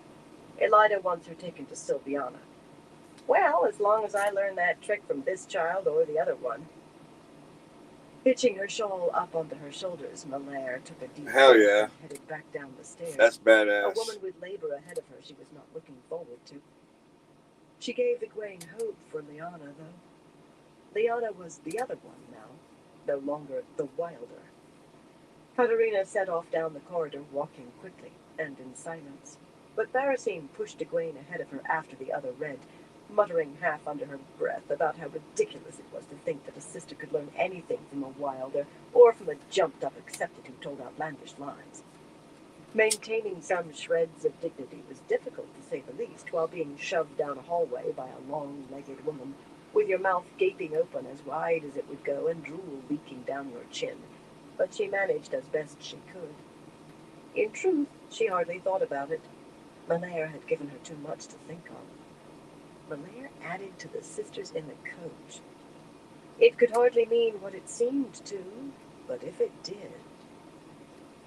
Soon the blue and white floor tiles became red and green, and they approached an unmarked wooden door between two tapestries of flowered trees and stout-beaked birds, so colorful they seemed unlikely to be real. Unmarked, but bright with polish, and known to every initiate of the tower. Katarina rapped on the door with what might almost have been a display of diffidence, and when a strong voice inside called, "Come," she drew a deep breath before pushing the door open. Did she have bad memories of being here as novice or accepted? Or was it the woman who awaited them who made her hesitant? The study of the Mistress of Novices was exactly as Egwene recalled. A small, dark-paneled room with plain, sturdy furnishings. A narrow table by the doorway was lightly carved in a peculiar pattern, and bits of gilt clung to the carved frame of the mirror on one wall, but nothing else was decorated in any way. The stand lamps and the pair of lamps on the writing table were unadorned brass, though of 6 different patterns. The woman who held the office usually changed when a new Amerlin was raised, yet Egwene was ready to wager that a woman who had come to this room as a novice 200 years ago would recognize nearly every stick, and perhaps everything. The current Mistress of Novices, in the tower at least, was on her feet when they entered. A stocky woman, nearly as tall as Barosine, with a dark bun on the back of her head and a square, determined chin. There was an air of brooking no nonsense about Sylviana Brayan. She was a red, and her charcoal-colored skirts had discreet red slashes, but her shawl lay draped across the back of the chair behind the writing table. Her large eyes were unsettling, however. They seemed to take in everything about Egwene in a glance, as though the woman not only knew every thought in her head, but also what she would think tomorrow. "Leave her with me, and wait outside," Sylviana said in a low, firm voice. "Leave her?" Katerina said incredulously. "Which words did you not understand, Katerina? Need I repeat myself?" Apparently she did not. Katerina flushed, but she said no more. The glow of Saidar surrounded Sylviana, and she took over the shield smoothly, without giving any opening when Egwene might have embraced the power herself. She was certain that she could now. Except that Sylviana was far from weak. There was no hope she could break the woman's shield. The gag of air disappeared at the same time, and she contented herself with digging a handkerchief from her belt pouch and calmly wiping her chin. The pouch had been searched. She always kept the handkerchief on top, not beneath everything else. But learning whether anything besides her ring had been taken would have to wait. There had not been anything of much use to a prisoner in any case. A comb, a packet of needles, some small scissors, odds and ends. The Amyrlins stole.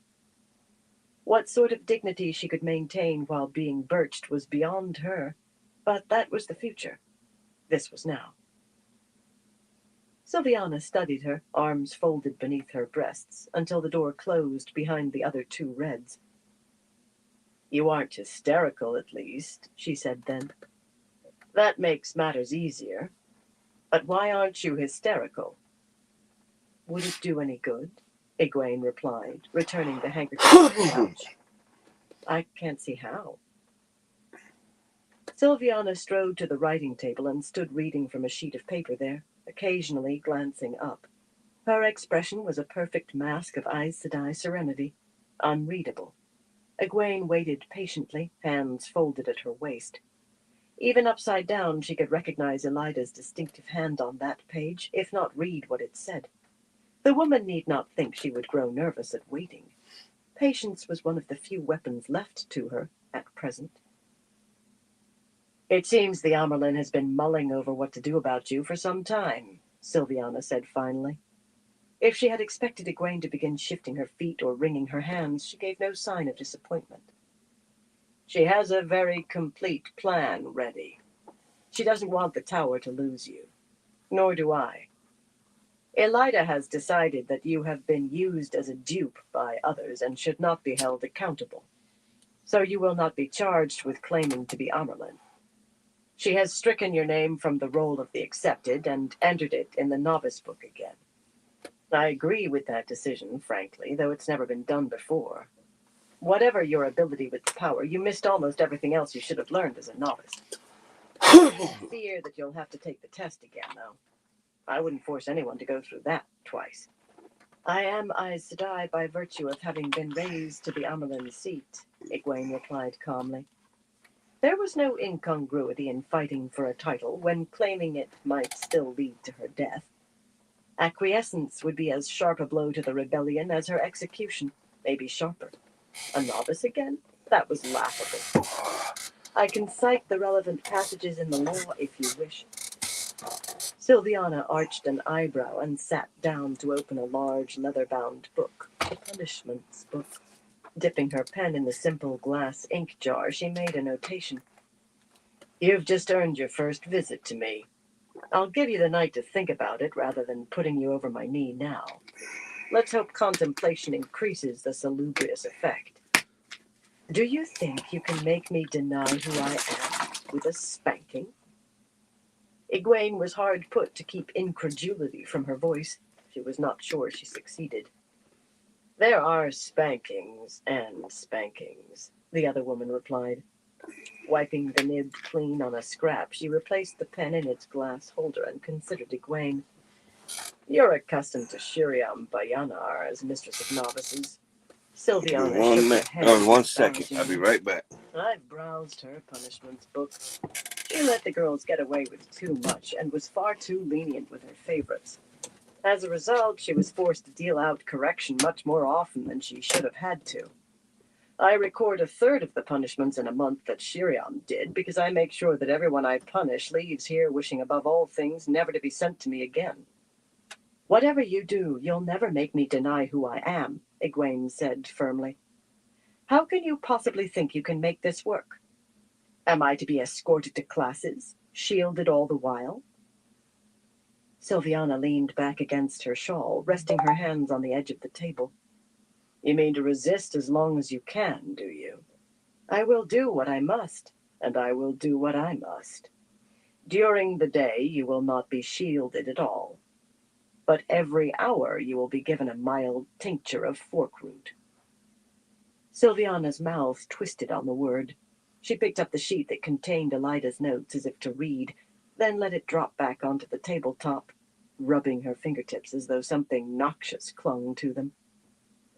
I cannot like this stuff. It seems aimed directly at Aes Sedai. Someone who cannot channel can drink 5 times the amount that makes a sister pass out and barely grow dizzy from it. A disgusting brew. Yet useful, it seems. Perhaps it can be used on those Ashaman. The tincture won't make you dizzy, but you won't be able to channel enough to cause any problems. Only trickles. Refuse to drink, and it will be poured down your throat anyway. You'll be closely watched as well, so you don't try to slip away a foot. At night you will be shielded, since giving you enough forkroot to make you sleep through the night would leave you doubled up with stomach cramps the next day. You are a novice, Egwene, and you will be a novice. Many sisters still consider you a runaway, no matter what orders Swan Sanche gave, and others doubtless will think Elida wrong not to have you beheaded. They'll watch for every infraction, every fault. You may sneer at a spanking now before you've received it, but when you're being sent to me for 5, 6, 7 every day, we'll see how long it takes you to change your mind. Egwene surprised herself by giving a small laugh, and Sylviana's eyebrows shot up. Her hand twitched as though to reach for her pen. Did I say something funny, child? Not at all, Egwene replied truthfully. It had occurred to her that she could deal with the pain by embracing it in the Aiel manner. She hoped it worked, but there went all hope for dignity, while she was being punished at least. For the rest, she could only do what she could. Sylviana glanced at her pen, but finally stood without touching it. Then I'm done with you. For tonight. I will see you before breakfast, however. Come with me. She started for the door, confident that Egwene would follow, and Egwene did. Attacking the other woman physically would achieve no more than another entry in the book. Forkroot. Well, she would find a way around that somehow. If not, she refused to think about that. Katerina and Barasine were startled to say the least at hearing Elida's plans, and not best pleased to learn that they would be watching her and shielding her while she slept. Although Sylviana told them she would arrange for other sisters to come after an hour or two. Why both of us? Katerina wanted to know, which earned her a wry glance from Barasine. If only one were sent, it surely would not be Katerina, who stood higher. Firstly, because I said so. Sylviana waited until the other 2 Reds nodded in acceptance. They did so with obvious reluctance, but not enough to make her wait long. She had not put on her shawl to come into the hallway, and in some odd fashion she seemed the one out of place. And secondly, because this child is tricky, I think. I want her watched carefully, awake or asleep. She has her ring. After a moment, Barasine produced the circle of gold from her belt pouch, muttering, I only thought to keep it as a memento of the rebels being brought to heel. They're finished now, for sure. A memento? It was stealing, was what it was. Egwene reached for the ring, but Sylviana's hand got there first, and it was into her pouch that the ring went. I'll keep this until you have the right to wear it again, child. Now take her to the novices' quarters and settle her in. A room should have been prepared by now. Katerina resumed the shield, and Barasine reached for Egwene's arm again, but Egwene stretched out a hand toward Silviana. Wait, there's something I must tell you. She had agonized over this. It would be all too easy to reveal far more than she wanted, but she had to do it. I have the talent of dreaming.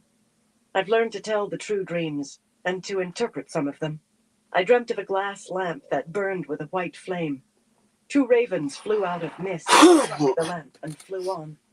The lamp wobbled, streaming off droplets of flaming oil. Some of those burned up in midair, others landed scattered about, and the lamp still wobbled on the edge of falling. It means the Seanchan will attack the White Tower and do great harm. Barasine sniffed. Katerina gave a derisive snort. A dreamer, Silviana said flatly. Is there anyone who can back up your claim? And if there is, how can you be sure your dream means the Seanchan? Ravens would indicate the shadow to me. I'm a dreamer, and when a dreamer knows, she knows. Not the shadow, the Seanchan. As for who knows what I can do, Egwene shrugged. The only one you can reach is Lyanna Sharif, who's being held in the cell below. I saw no way to bring the Wise Ones into this, not without revealing entirely too much. That woman is a wilder, not... Katerina began angrily, but her mouth snapped shut when Silviana raised a peremptory hand. The Mistress of Novices studied Egwene carefully, her face still an unreadable mask of calmness. You truly believe you are what you say, she said finally. I do hope your dreaming won't cause as many problems as young Nicola's foretelling, if you truly can dream. Well, I will pass along your warning. I can't see how the Seanchan could strike at us here in Tar Valon, but watchfulness never hurts, and I'll question this woman being held below, carefully. And if she fails to back up your tale, then your visit to me in the morning will be even more memorable for you. She waved her hand at Katerina. Take her away before she hands me another nugget and keeps me from getting any sleep at all tonight. This time Katerina muttered as much as Barasine, but they both waited until they were beyond earshot of Silviana. That woman was going to be a formidable opponent. Egwene hoped embracing pain worked as well as the Wise Ones claimed. Otherwise did not bear thinking about. A lean, gray-haired serving woman gave them directions to the room she had just finished making up, on the 3rd gallery of the novices' quarters, and hurried on after brief curtsies to the 2 Reds. She never so much as glanced at Egwene. What was another novice to her? It tightened Egwene's jaw. She was going to have to make people not see her as just another novice. Look at her face, Barasine said. I think it's finally settling in on her. I am who I am, Egwene replied calmly. Barasine pushed her toward the stairs that rose through the hollow column of railed galleries, lit by the fat, waning moon. A breeze sighed through, the only sound. It was so peaceful. There was no light showing around any door. The novices would be asleep by now, except for those who had late chores or tasks. It was peaceful for them. Not for Egwene, though. The tiny windowless room might almost have been the one she had occupied when she first came to the tower, with its narrow bed built against the wall and a small fire burning on the little brick hearth. The lamp on the small table was lit, but it lighted little more than the tabletop, and the oil must have gone bad because it gave off a faint, unpleasant stink. A washstand completed the furnishings, except for a 3-legged stool, onto which Katerina promptly lowered herself, adjusting her skirts as though on a throne. Realizing there was nowhere for her to sit, Barasine crossed her arms beneath her breasts and frowned at Egwene. The room was quite crowded with 3 women in it, but Egwene pretended the other 2 did not exist, as she readied herself for bed, her cloak and belt and dress on 3 of the pegs set along the plastered white wall. She did not ask for help with her buttons. But when she laid her neatly rolled stockings atop her shoes, Barasine had settled herself cross-legged on the floor, and would emerge from a found book that she must have carried in her belt pouch. Katerina kept her eyes on Egwene as though she expected her to make a break. Hey, Christopher, how you doing? Crawling beneath the light woolen blanket in her shift, Egwene settled her head on the small pillow, not a goose down pillow, that was for sure, and went through the exercises, relaxing her body one part at a time that would put her to sleep.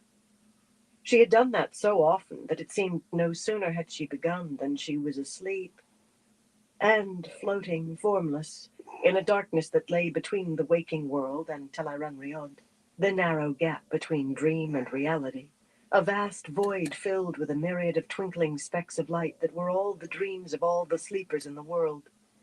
They floated around her in this place with no up or down, as far as the Bravo, Chris. J'espère que tu vas bien. As far as the eye could see, flickering out as a dream ended, springing alight as one began. She could recognize some at sight, put a name to the dreamer, but she did not see the one she sought. It was to Swan she needed to speak. Swan, who likely knew by now that disaster had struck, who might be unable to sleep until exhaustion took her under. She settled herself to wait. There was no sense of time here. She would not grow bored with waiting, but she had to work out what to say. So much had changed since she wakened. She had learned so much. Then she had got sure she would die soon. Sure that the tower were a solid armor. Now, Elijah saw her safely imprisoned. No matter this making her a novice again, even if Elida really believed it, she did not. She did not consider herself a prisoner either. She was carrying the battle into the heart of the tower itself. If she had had lips there, she would have smiled. Chapter 1. When Last Sounds.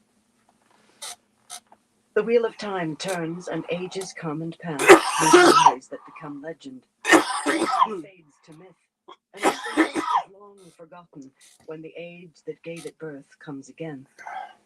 In one age, called the Third Age, by some an age yet to come, an age long past, a wind rose above the broken mountain named Dragon Mount. The wind was not the beginning. There are neither beginnings nor endings to the turning of the wheel of time. But it was a beginning. Born beneath the glow of a fat, sinking moon, at an altitude where men could not breathe, born among writhing currents, heated by the fires inside the ragged peak, the wind was a zephyr in the beginning, yet it gained in strength as it rushed down the steep, rugged slope. Carrying ash and the stench of burning sulfur from the heights, the wind roared across the sudden snowy hills that reared from the plains surrounding the impossible height of Dragon Mount, roared and tossed trees in the night. Eastward out of the hills the wind howled, across a large encampment, a considerable village of tents and wooden walkways and of frozen ruts.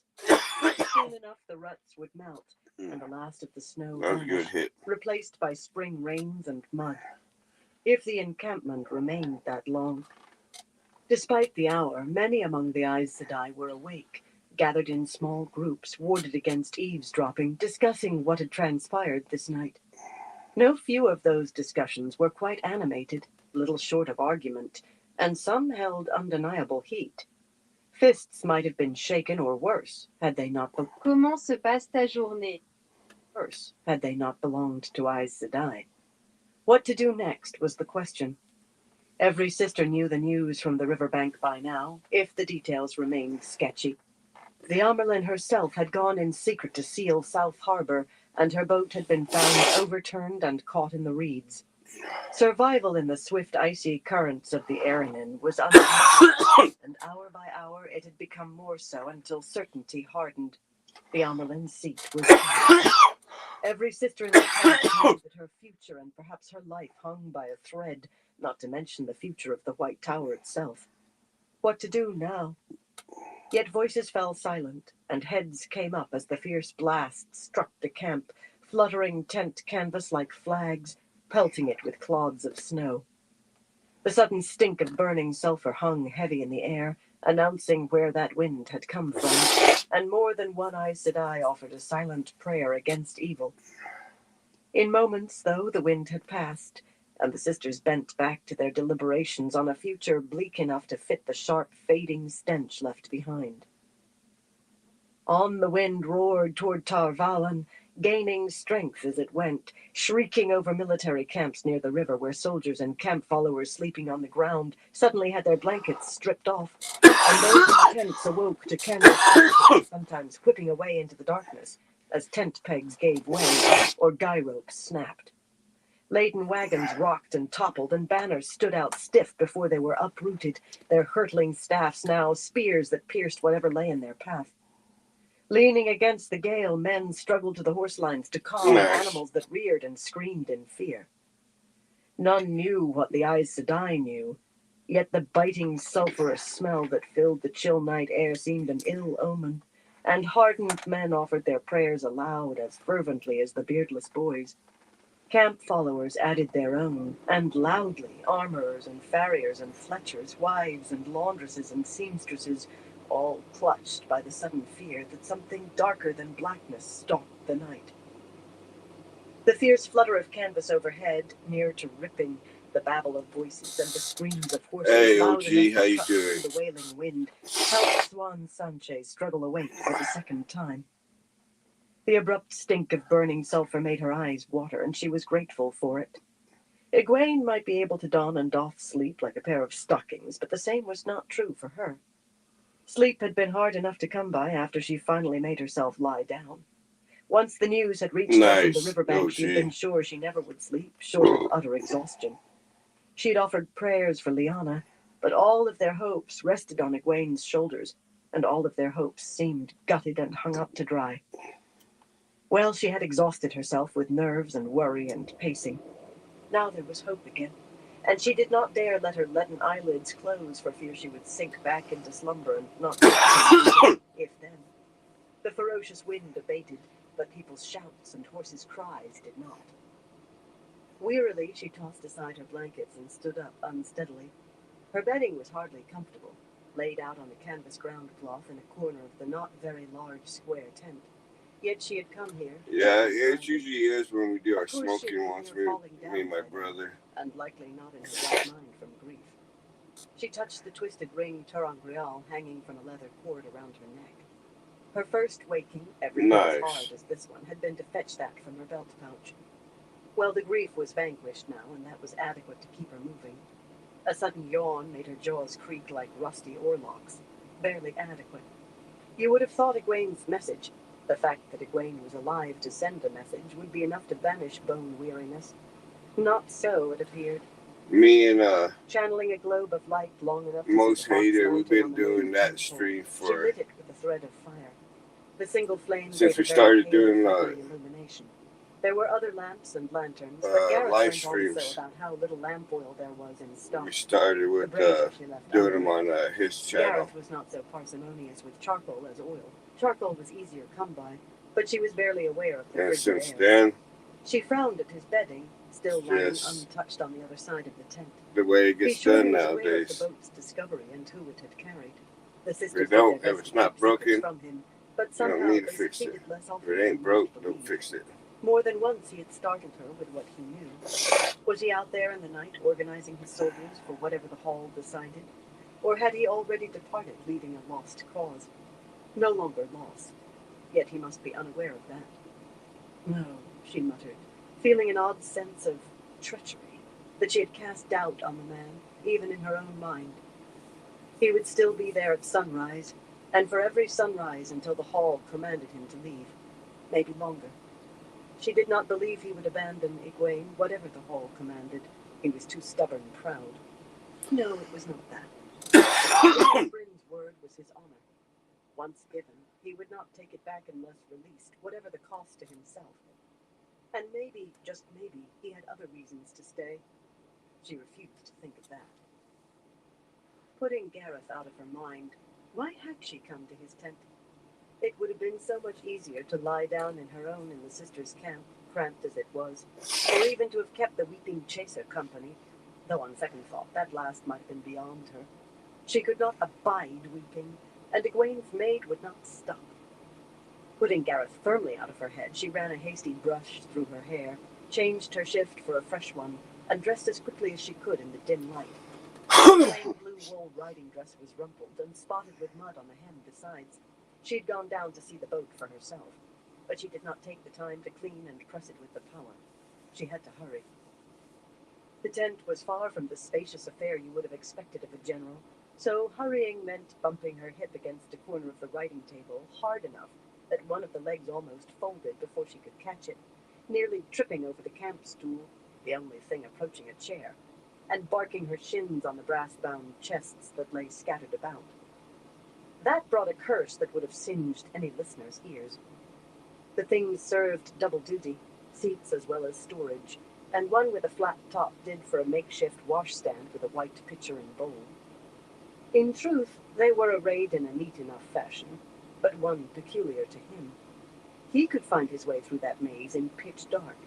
Anyone else would break a leg trying to reach his bedding. She supposed he must have a concern for assassins, though he had never voiced it. Gathering her dark cloak from atop one of the chests and folding it over her arm, she paused on the point of snuffing the lantern with a flow of air. For a moment she stared at Gareth's second pair of boots, standing at the foot of his bedding. Channeling another small sphere of light, she moved it close to the boots. As she had thought, freshly blacked. The bloody man insisted she work off her debt, then sneaked in behind her back, or worse, under her nose while she slept, and blacked his own bloody boots. Gareth Bloodybryn treated her like a maidservant, never so much as tried to kiss her. She jerked upright, her mouth going taut as a mooring rope. Now where had that thought come from? No matter what Egwene claimed, she was not in love with Gareth Bloodybryn. She was not. She had too much work in front of her to get caught in that kind of foolishness. That's why you stopped wearing embroidery. Oh, yeah, cheers, brother. A small voice whispered in the back of her head. All those pretty things stuffed into chests because you're afraid. Afraid? Burn her if she was afraid of him or any man. Carefully channeling earth, fire, and air, just so, she laid the weave on the boots. Every last bit of the blacking, and most of the dye as well, came away and formed into a neat, glistening sphere that floated leaving the leather decidedly gray. For a moment she contemplated depositing the ball among his blankets. That would be a suitable surprise for him when he finally laid down. With a sigh, she pushed open the door flap and took the ball outside into the darkness to let it splash onto the ground. The man had a short and extremely disrespectful way when she let her temper carry her too far, as she had discovered the first time she hit him over the head with the boots she was cleaning. And when he made her so angry she put salt in his tea. Quite a lot of salt. But it had not been her fault he was hurried enough to drain the cup in a gulp. To try to, at any rate. Oh, he never seemed to mind when she shouted, and sometimes he shouted back. Sometimes he just smiled, which was purely infuriating. Yet he had his limits.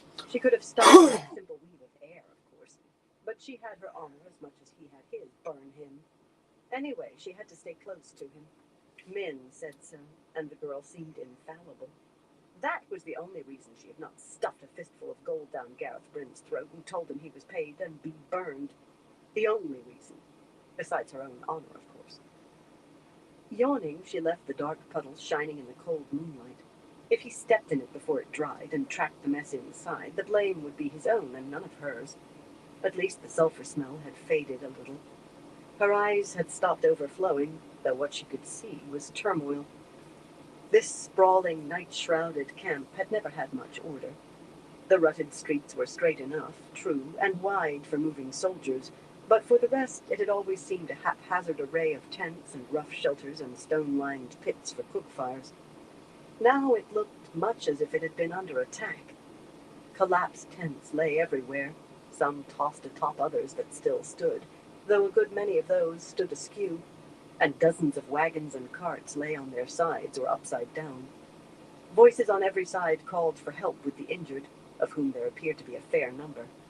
Men limped along the street in front of Gareth's tent, supported by other men, while several small groups hurried by, carrying blankets being used as stretchers.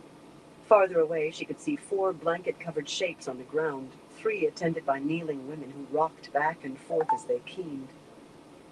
She could do nothing for the dead, but she could offer her ability with healing to the others. That was hardly her greatest skill, not very strong at all, though it seemed to have returned to her fully when Nynaeve healed her. Yet she doubted there was another sister anywhere in the camp. They did avoid the soldiers, most of them. Her ability would be better than none. She could, except for the news she carried. It was urgent to reach the right people as soon as possible. So she closed her ears to the groans and the keens alike, ignored dangling arms and rags clutched to bleeding heads, and hurried to the horse lines on the edge of the camp, where the oddly sweet smell of horse dung was beginning to win over the sulfur. A raw-boned, unshaven fellow with a haggard glare on his dark face tried to rush past her, but she caught his rough coat sleeve. "Take the mildest horse you can find," she told him, "and do it right now." Bella would have done nicely, but she had no notion where among all those animals the stout mare was tied, and no intention of waiting for her to be found. "You want to go riding?" he said incredulously, jerking his sleeve free. "If you own a horse, then saddle it yourself, if you're fool enough to. Me, I've the rest of the night ahead of me in the cold, tending the ones what's hurt themselves, and lucky if at least one don't die." Swan ground her teeth. The imbecile took her for one of the seamstresses, or one of the wives. For some reason that seemed worse. She stuck her right fist in front of his face so quickly that he stepped back with a curse, but she shoved her hand close enough to his nose that her great serpent ring had to be the only thing he could see. His eyes crossed, staring at it. "The mildest mount you can find," she said in a flat voice, "but quickly." The ring did the trick. He swallowed, then scratched his head and stared along the horse line, where every animal seemed to be either stamping or shivering. "Mild," he muttered. "I'll see what I can do, Aes Sedai. Mild." Touching a knuckle to his forehead, he hurried off down the rows of horses, still muttering to himself. Swan did a little muttering herself as she paced, 3 strides this way and 3 that. Snow trampled to slush and frozen again crunched under her stout shoes. From what she could see, it might have taken hours to find anything that would not pitch her off if it heard a grunter jump. Swinging her cloak around her shoulders, she shoved the small silver circle pin in place with an impatient jab, nearly stabbing her own thumb. Afraid, was she? She would show Gareth bloody grin. Back and forth, back and forth. Perhaps she should walk the whole long way. It would be unpleasant, but better than being dumped from the saddle and maybe breaking bones in the bargain. She never mounted a horse, including Bella, without thinking of broken bones. But the fellow returned with a dark mare bearing a high-cantled saddle. "She's mild?" Swan demanded skeptically. The animal was stepping as though ready to dance, and looked sleek. That was supposed to indicate speed. "Night Lily here's meek as milk water, Aes Sedai. Belongs to my wife, and Nymaris is on the delicate side. She don't like a mount what gets frisky." "If you say so," she replied, and sniffed. Horses were seldom meek in her experience. But there was nothing for it. Taking the reins, she clambered awkwardly into the saddle, then had to shift, so she was not sitting on her cloak and half strangling herself every time she moved. The mare did dance, however she sawed the reins. She'd been sure it would, trying to break her bones already. A boat now. With 1 oar or 2, a boat went where you wanted and stopped when you wanted, unless you were a complete fool about tides and currents and winds. But horses possessed brains, however small, and that meant they might take it into their minds to ignore bridle and reins and what the rider wanted. That had to be considered when you had to straddle a bloody horse. "One thing, Aes Sedai," the man said as she was trying to find a comfortable seat. Why did saddles always seem harder than wood? "I'd keep her to a walk tonight, was I you. That wind, you know, and all that stink, well, she might be just a touch." "No time," Swan said, and dug her heels in. Mika's milk-water Night Lily leaped ahead so fast that she nearly pitched backward over the cantle. Only a quick grab at the pommel kept her in the saddle. She thought the fellow shouted something after her, but she could not be certain. What in the light did this Nymaris consider a frisky horse? The mare sped out of the camp as though trying to win a race. sped toward the falling moon and Dragon Mount, a dark spike rising against the starry sky. Cloak billowing behind, Swan made no effort to slow her, rather digging in her heels again and slapping the mare's neck with the reins as she had seen others do to urge speed. She had to reach the sisters before anybody did something irretrievable. All too many possibilities came to mind. The mare galloped past small thickets and tiny hamlets and sprawling farms with their stone-walled pastures and fields. Snug beneath snow-covered slate roofs, behind walls of stone or brick, the inhabitants had not been roused by that fierce wind. Every building was dark and still. Even the bloody cows and sheep were probably enjoying a good night's sleep. Farmers always had cows and sheep. And pigs. Bouncing around on the hard leather of the saddle, she tried leaning forward over the mare's neck. That was how it was done. She had seen it. Almost immediately, she lost the left stirrup and nearly slid off on that side, barely clawing her way back to get her foot back in place. The only thing to do was sit bolt upright, one hand clutching the pommel in a death grip, the other tighter still on the reins. Her flailing cloak tugged uncomfortably against her throat, and she jounced up and down so hard that her teeth clicked if she opened her mouth at the wrong time, but she hung on, and even heeled the animal once more. Ah, light, but she was going to be bruised within an inch of her life come sunrise. On through the night, smacking the saddle with the mare's every bounding stride. At least her clenched teeth kept her from yawning. At last, the horse lines and rows of wagons that ringed the Aes Sedai camp appeared out of the darkness through a thin rim of trees, and with a sigh of relief, she hauled back on the reins as hard as she could. For a horse moving this fast, surely it required hard hauling to stop. Night Lily did stop, so abruptly that she would have hurtled over its head if the mare had not reared at the same time. Wide-eyed, she clung to the animal's neck until it finally settled all four hooves to the ground again. And for some little time after as well. Night Lily was breathing hard, too, she realized. Panting, really. She felt no sympathy. The fool animal had tried to kill her just the way horses would. Recovering herself took a moment, but then she pulled her cloak straight, gathered the reins, and rode past the wagons and the long lines of horses at a sedate walk. Shadowy men moved in the darkness along the horse lines, doubtless grooms and farriers, seeing to the visibly unsettled animals. The mare seemed more biddable now. Really, this was not too bad at all.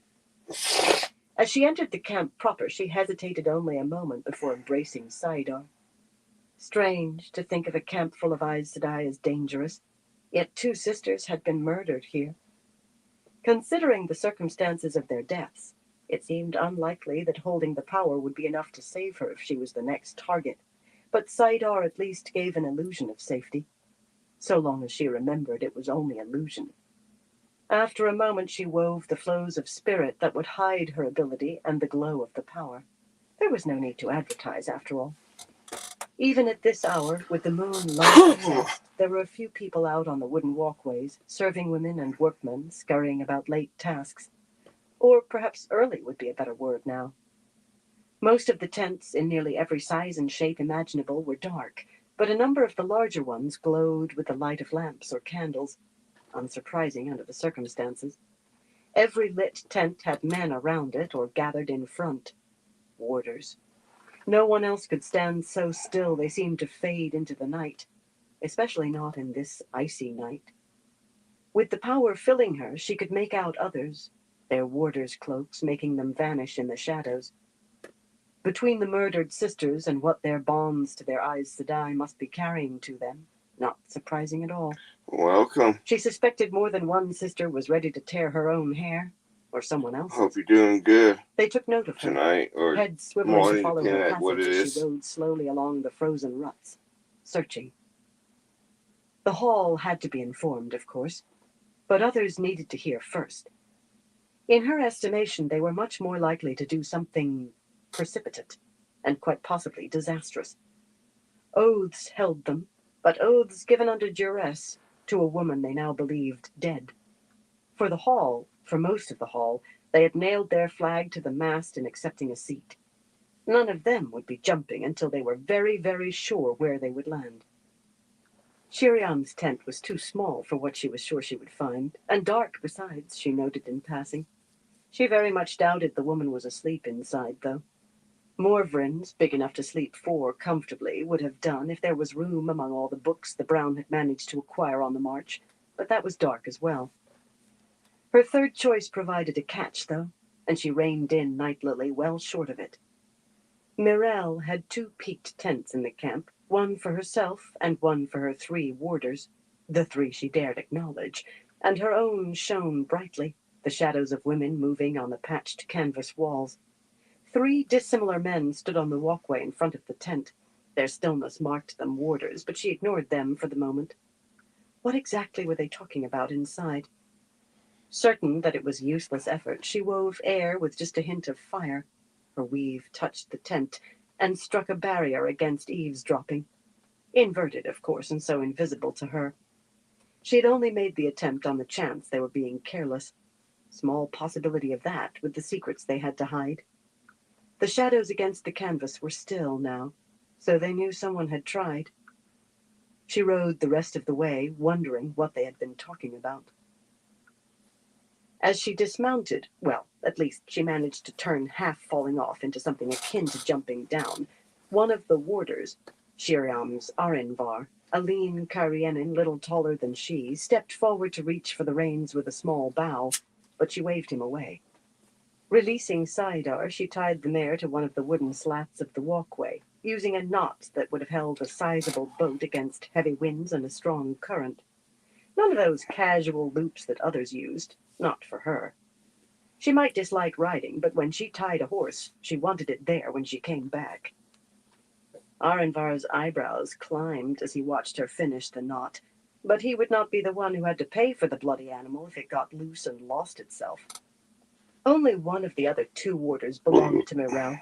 Avar Hachami, a Saldaean with a nose like an eagle's beak and thick gray-streaked mustaches. After sparing her one glance and a slight inclination of his head, he returned to watching the night. Morvran's Jory, short and bald and nearly as wide as he was tall, did not acknowledge her at all. His eyes studied the darkness, and his hand rested lightly on his long sword hilt. Supposedly he was among the best of the warders with a blade. Where were the others? She could not ask, of course, any more than she could ask who was within. The men would have been shocked to their bones. None of them tried to stop her from entering. At least matters had not gotten that bad.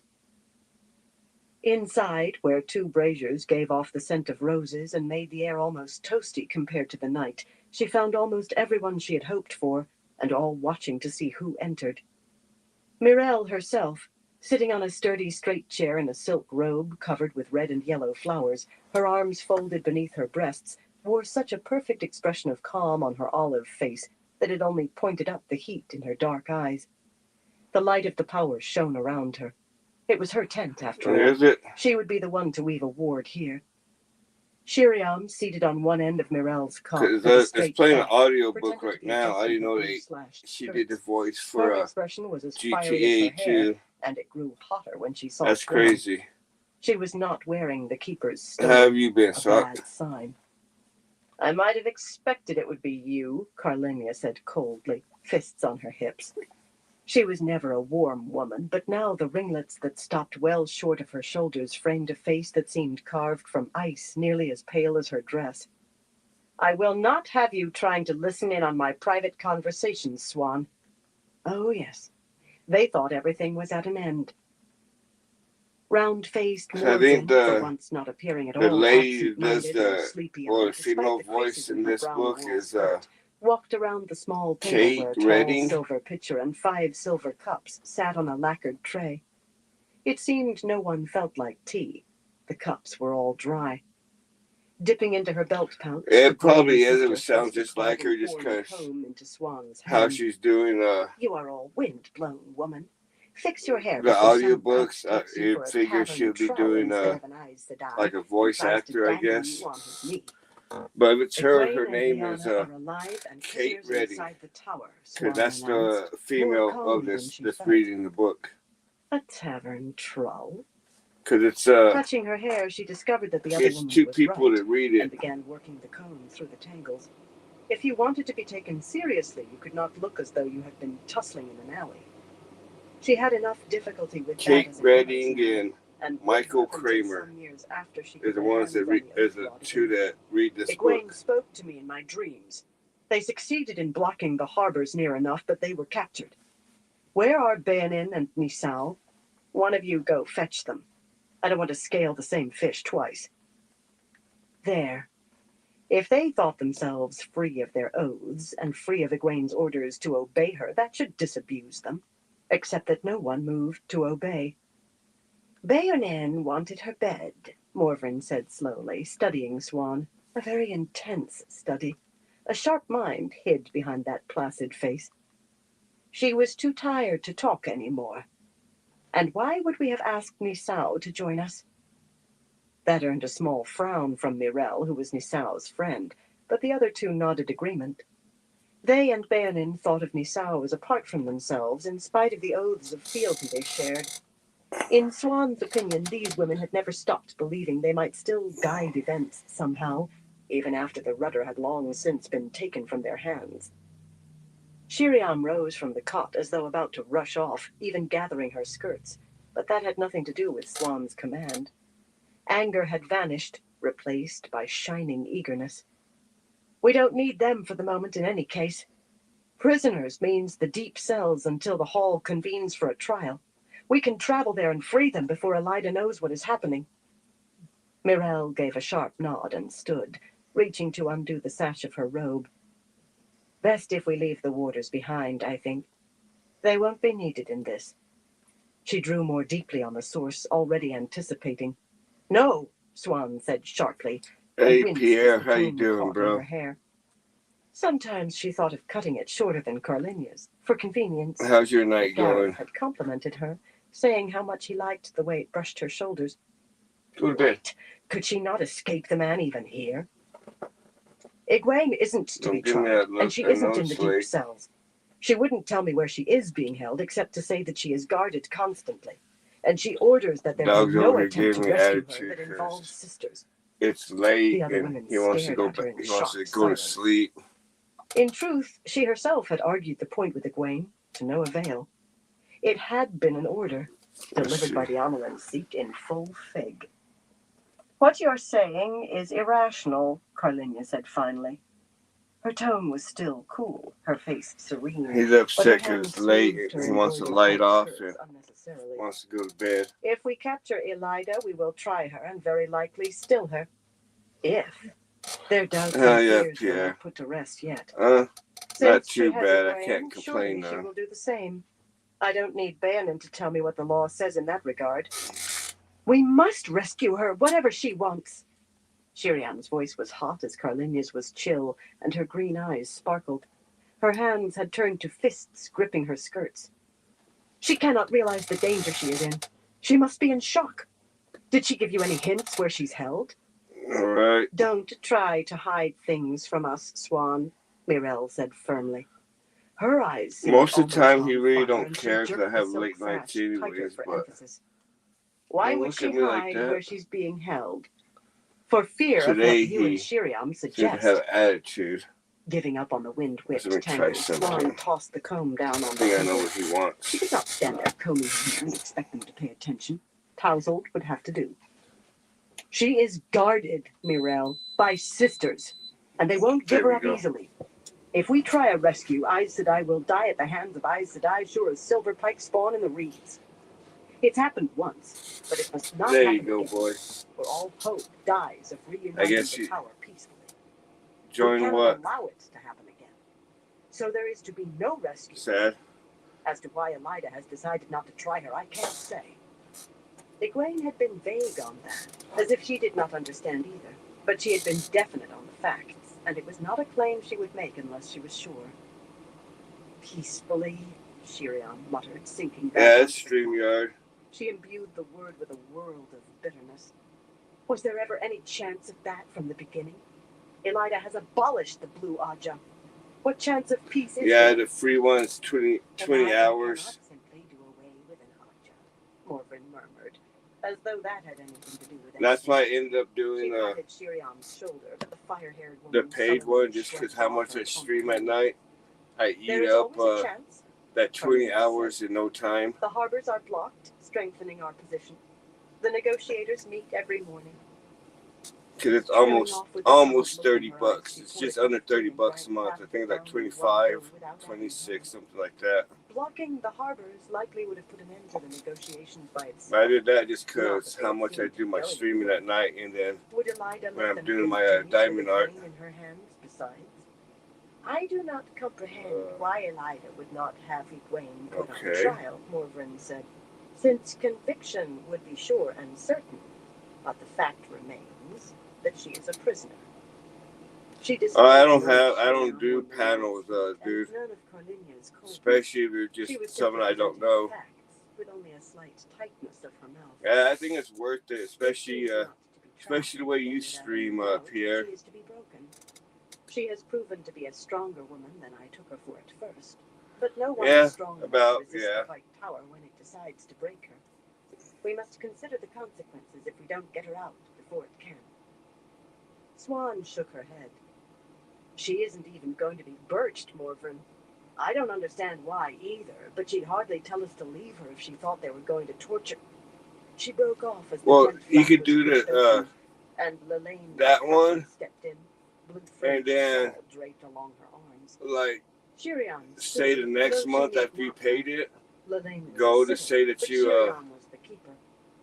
Then again, Lelaine was imposing. want to cancel it and put one of the reasons is that it's too expensive, and they'll shoot you another deal that's unlimited stream time, but you can also Smoothly, Swan turned to the table and picked up the picture as if in anticipation.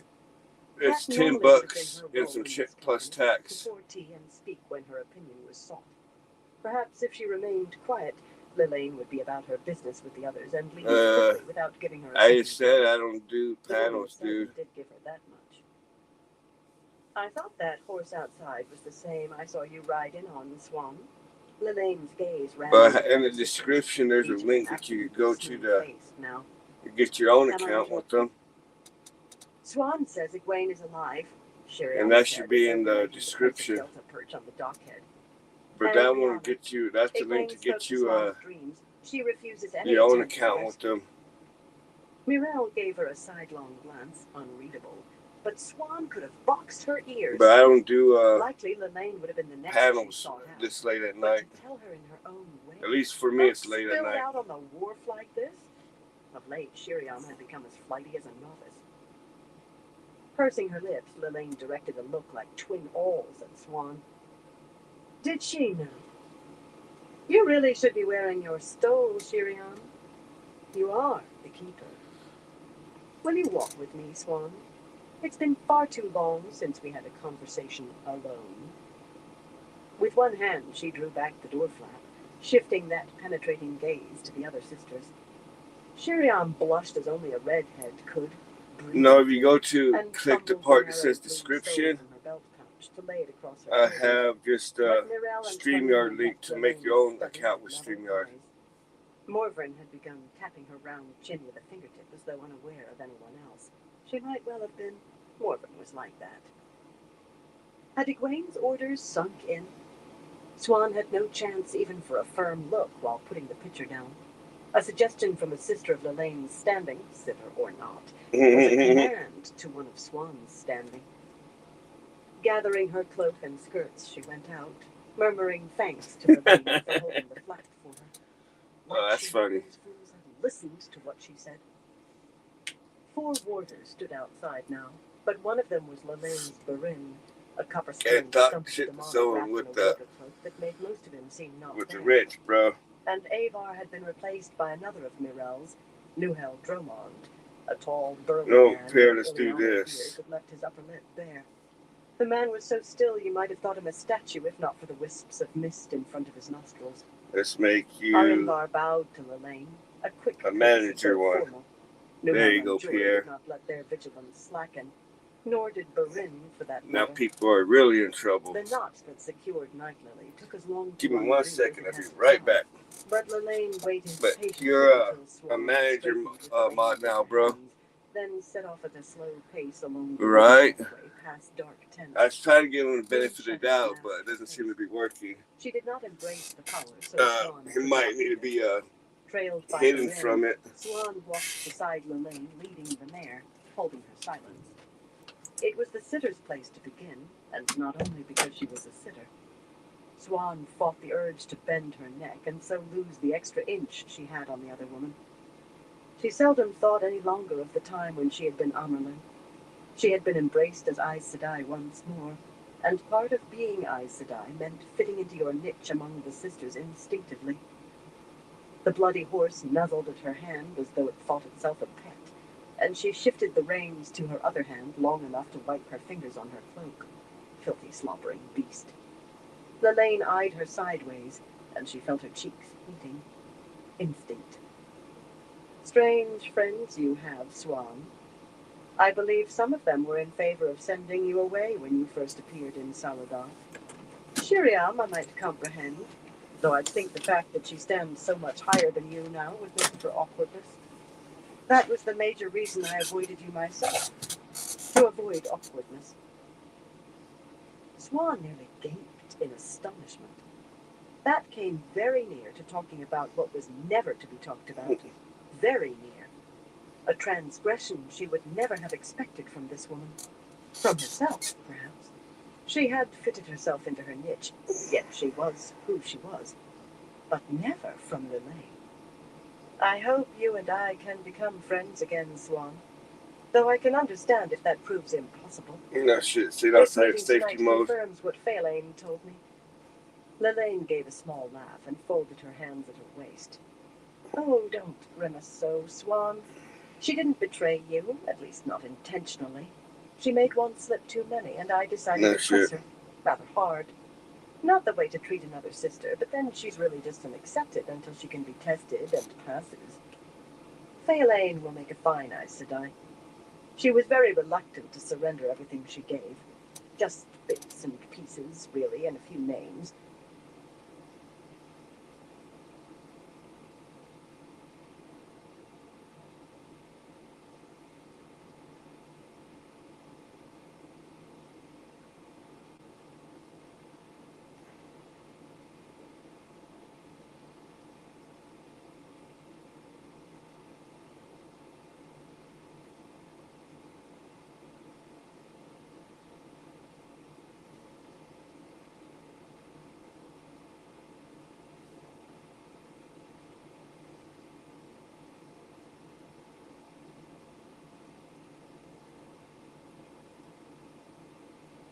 But put together with you in that gathering, it gives me a complete picture, I think.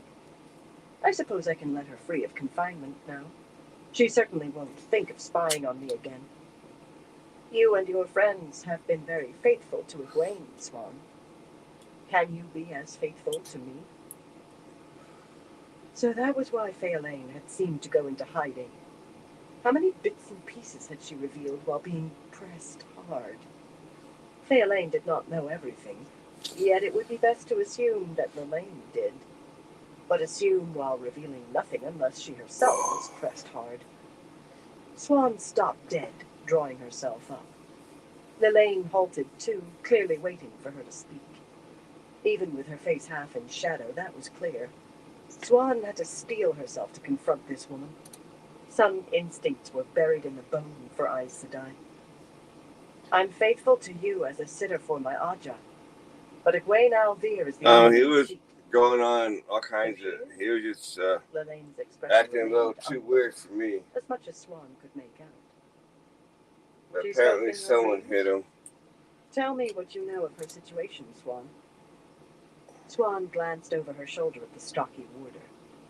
Don't mind him, the sitter said. I haven't kept a secret from Burin in 20 years. In my dreams, Swan agreed. She certainly did not intend to admit that had been only to summon her to Saladar until I ran Rhiannon. She was not supposed to have that ring in her possession. The Hall would take it away if they learned of it. Calmly, outwardly calmly at least, she related what she had told Myrelle and the others, and more. But not everything. Not the certainty of betrayal. Oh, shit, I'll be watching too. That had to have come Especially from with the crazy stuff that happens nowadays. The harbor except the women involved. I'd be like you too. I'd be watching. Could not have known they were betraying Egwene, only helping Elida, which was mystery enough. Why would any among them want to help Elida? There had been talk of Elida's secret adherence from the start, yet she herself had long since dismissed the notion. Most assuredly, every blue fervently wanted Elida pulled down, but until she knew who was responsible, no sitter, not even a blue, would learn everything. She's calling a sitting of the hall for tomorrow. No, it would be tonight, now, when last sounds, she finished. Inside the tower, in the hall of the tower. Lelaine laughed so hard that she had to brush a tear from her eye. Oh, that is priceless. The hall to sit right under Elida's nose, as it were. I almost wish I could let her know, just to see her face. Just as abruptly, she turned serious again. Lelaine had always had a ready laugh when she chose to let it out, but the core of her was always serious. So Egwene thinks the Ajahs may be turning on one another. That hardly seems possible. She's only seen a handful of sisters, you say. Still, it bears looking into the next time in Tel'aran'rhiod. Perhaps someone can see what they can find in the Ajah quarters instead of concentrating on Elida's study. Siuan barely suppressed a wince. She planned to do a little searching in Tel'aran'rhiod herself. Whenever she went to the tower in the world of dreams, she was a different woman in a different dress every time she turned a corner, but she would have to be even more cautious than usual. Refusing rescue was understandable, I suppose, even laudable. No one wants any more dead sisters. But very risky, Lelaine went on. No trial and not even a birching. What can Elida be playing at? Can she think to make her take up as accepted again? That hardly seems likely. But she gave a small nod, as though considering it. This was heading in a dangerous direction. If sisters convinced themselves they knew where Egwene might be, the chance increased that someone would try to bring her out, Aes Sedai guards or no. Trying at the wrong place could be as risky as at the right one, if not more so. Worse, Lelaine was ignoring something. Egwene has called the hall to sit, Siuan asked acidly. Will you go? Reproving silence answered her, and her cheeks grew hot again. Some things were buried in the bone. Of course I will go, Lelaine said at last. A direct statement, yet there had been a pause. The entire hall will go. Egwene Al'Thir is the Amyrlin seat, and we have more than sufficient dream ter'angreal. Perhaps she will explain how she believes she can hold out if Elida orders her broken. I would very much like to hear that. Then what are you asking me to be faithful to you about? Instead of answering, Lelaine resumed her slow walk through the moonlight, carefully adjusting her shawl. Varin followed her, a half-invisible line in the night. Siuan hurried to catch up, tugging Nightlily after her, fending off the fool mare's attempts to nuzzle her hand again. Egwene Al'Thir is the lawful Amyrlin seat, Lelaine said finally, until she dies, or is stilled. Should either happen, we would be back to Ramonda trying for the staff and the stole, and me forestalling her. She snorted. That woman would be a disaster as bad as Elida. Unfortunately, she had enough support to forestall me as well. We'd be back to that, except that if Egwene dies or is stilled, you and your friends will be as faithful to me as you've been to Egwene. And you will help me gain the Amyrlin seat in spite of Ramonda. Siuan felt as though her stomach had turned to ice. No blue would have been behind the first betrayal, but one blue, at least, had reason to betray Egwene now. Chapter 2. The Dark One's Touch. Bayonne woke at first light, as was her habit, though little of the dawn trickled into her tent past the closed door flap. Habits were good when they were the right habits. She had taught herself a number over the years. The air inside the tent held a touch of the night's chill, but she left the brazier unlit. She did not intend to remain long. Channeling briefly, she lit a brass lamp, then heated the water in the white glazed pitcher and washed her face at the rickety washstand with its bubbled mirror. Nearly everything in the small round tent was unsteady, from the tiny table to her narrow camp cot, and the only sturdy piece, a low-backed chair, was rude enough to have come from the poorest farm kitchen. She was accustomed to making do, though. Not all of the judgments she had been called on to make had been given in palaces. The meanest hamlet also deserved justice. She had slept in barns and even hovels to make it so. Moving deliberately, she put on the best riding dress she had with her, a plain gray silk that was very well cut, and snug boots that came to her knees, then began brushing her dark golden hair with an ivory-backed hairbrush that had belonged to her mother. Her reflection in the mirror was slightly distorted. For some reason, that irritated her this morning. Someone scratched at the tent flap, and a man called cheerily in a Mirandian accent, "Breakfast, Aes Sedai, if it pleases you." She lowered the brush and opened herself to the source. She had not acquired a personal serving woman, and it often seemed a new face brought every need. Yet she remembered the stout, graying man with the permanent smile who entered at her command, carrying a tray covered with a white cloth. "Leave it on the table, please, Evan," she said, releasing Saidar, and was rewarded with a widening of his smile, a deep bow over the tray, and another before he left. Too many sisters forgot the small courtesies to those beneath them. Small courtesies were the lubricant of daily life. Eyeing the tray without enthusiasm, she resumed her brushing, a twice-a-day ritual that she always found soothing. Rather than finding comfort in the brush sliding through her hair this morning, however, she had to make herself complete the full 100 strokes before laying the brush on the washstand beside the matching comb and hand mirror. Once she could have taught the hills patience, yet that had become harder and harder since Saladar, and nearly impossible since Murandi. So she schooled herself to it, as she had schooled herself to go to the White Tower against her mother's stern wishes, schooled herself to accept the tower's discipline along with its teaching. As a girl, she had been headstrong, always aspiring to more. The tower had taught her that you could achieve much if you could control yourself. She prided herself on that ability. Self-control or no self-control, lingering over her breakfast of stewed prunes and bread proved as difficult as completing her ritual with the hairbrush. The prunes had been dried, and perhaps too old to begin with.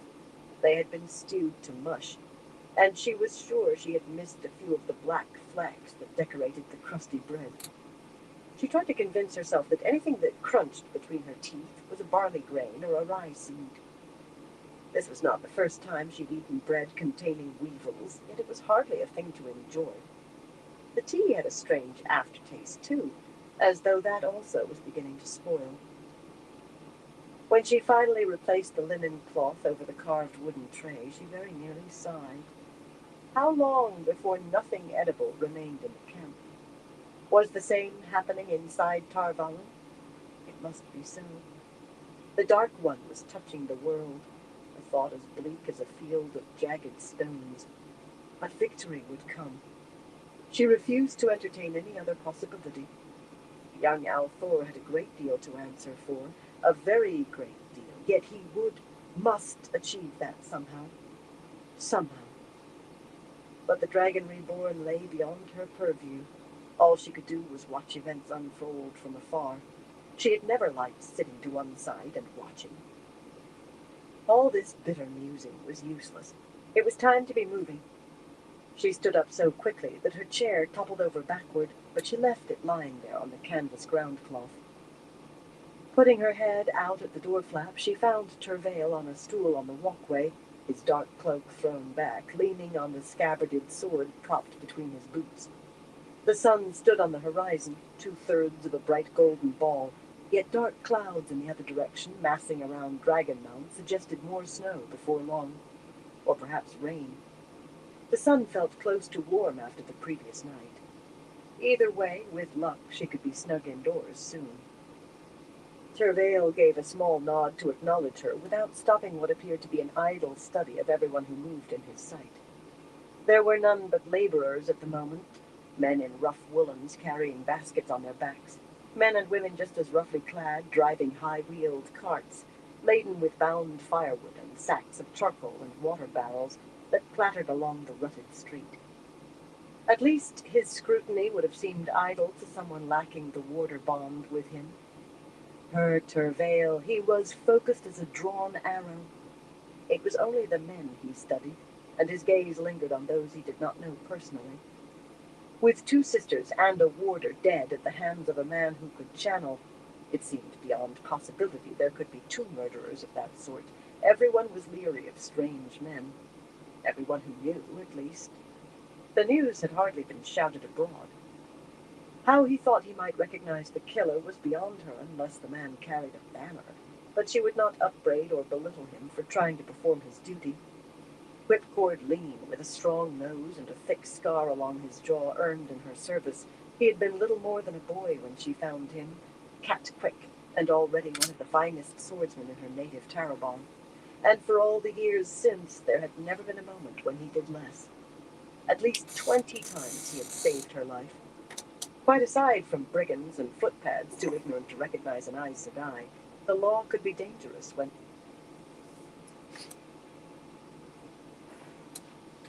Alright, everyone, I'm going to call into this live for tonight. But I want to thank everyone for stopping by, and everyone who continues to stop by. What happened? I'm not sure what happened there, but yeah, I want to thank everyone for stopping by, and everyone keeps coming back. I definitely appreciate all y'all's support. Till next time, everyone, y'all stay safe out there.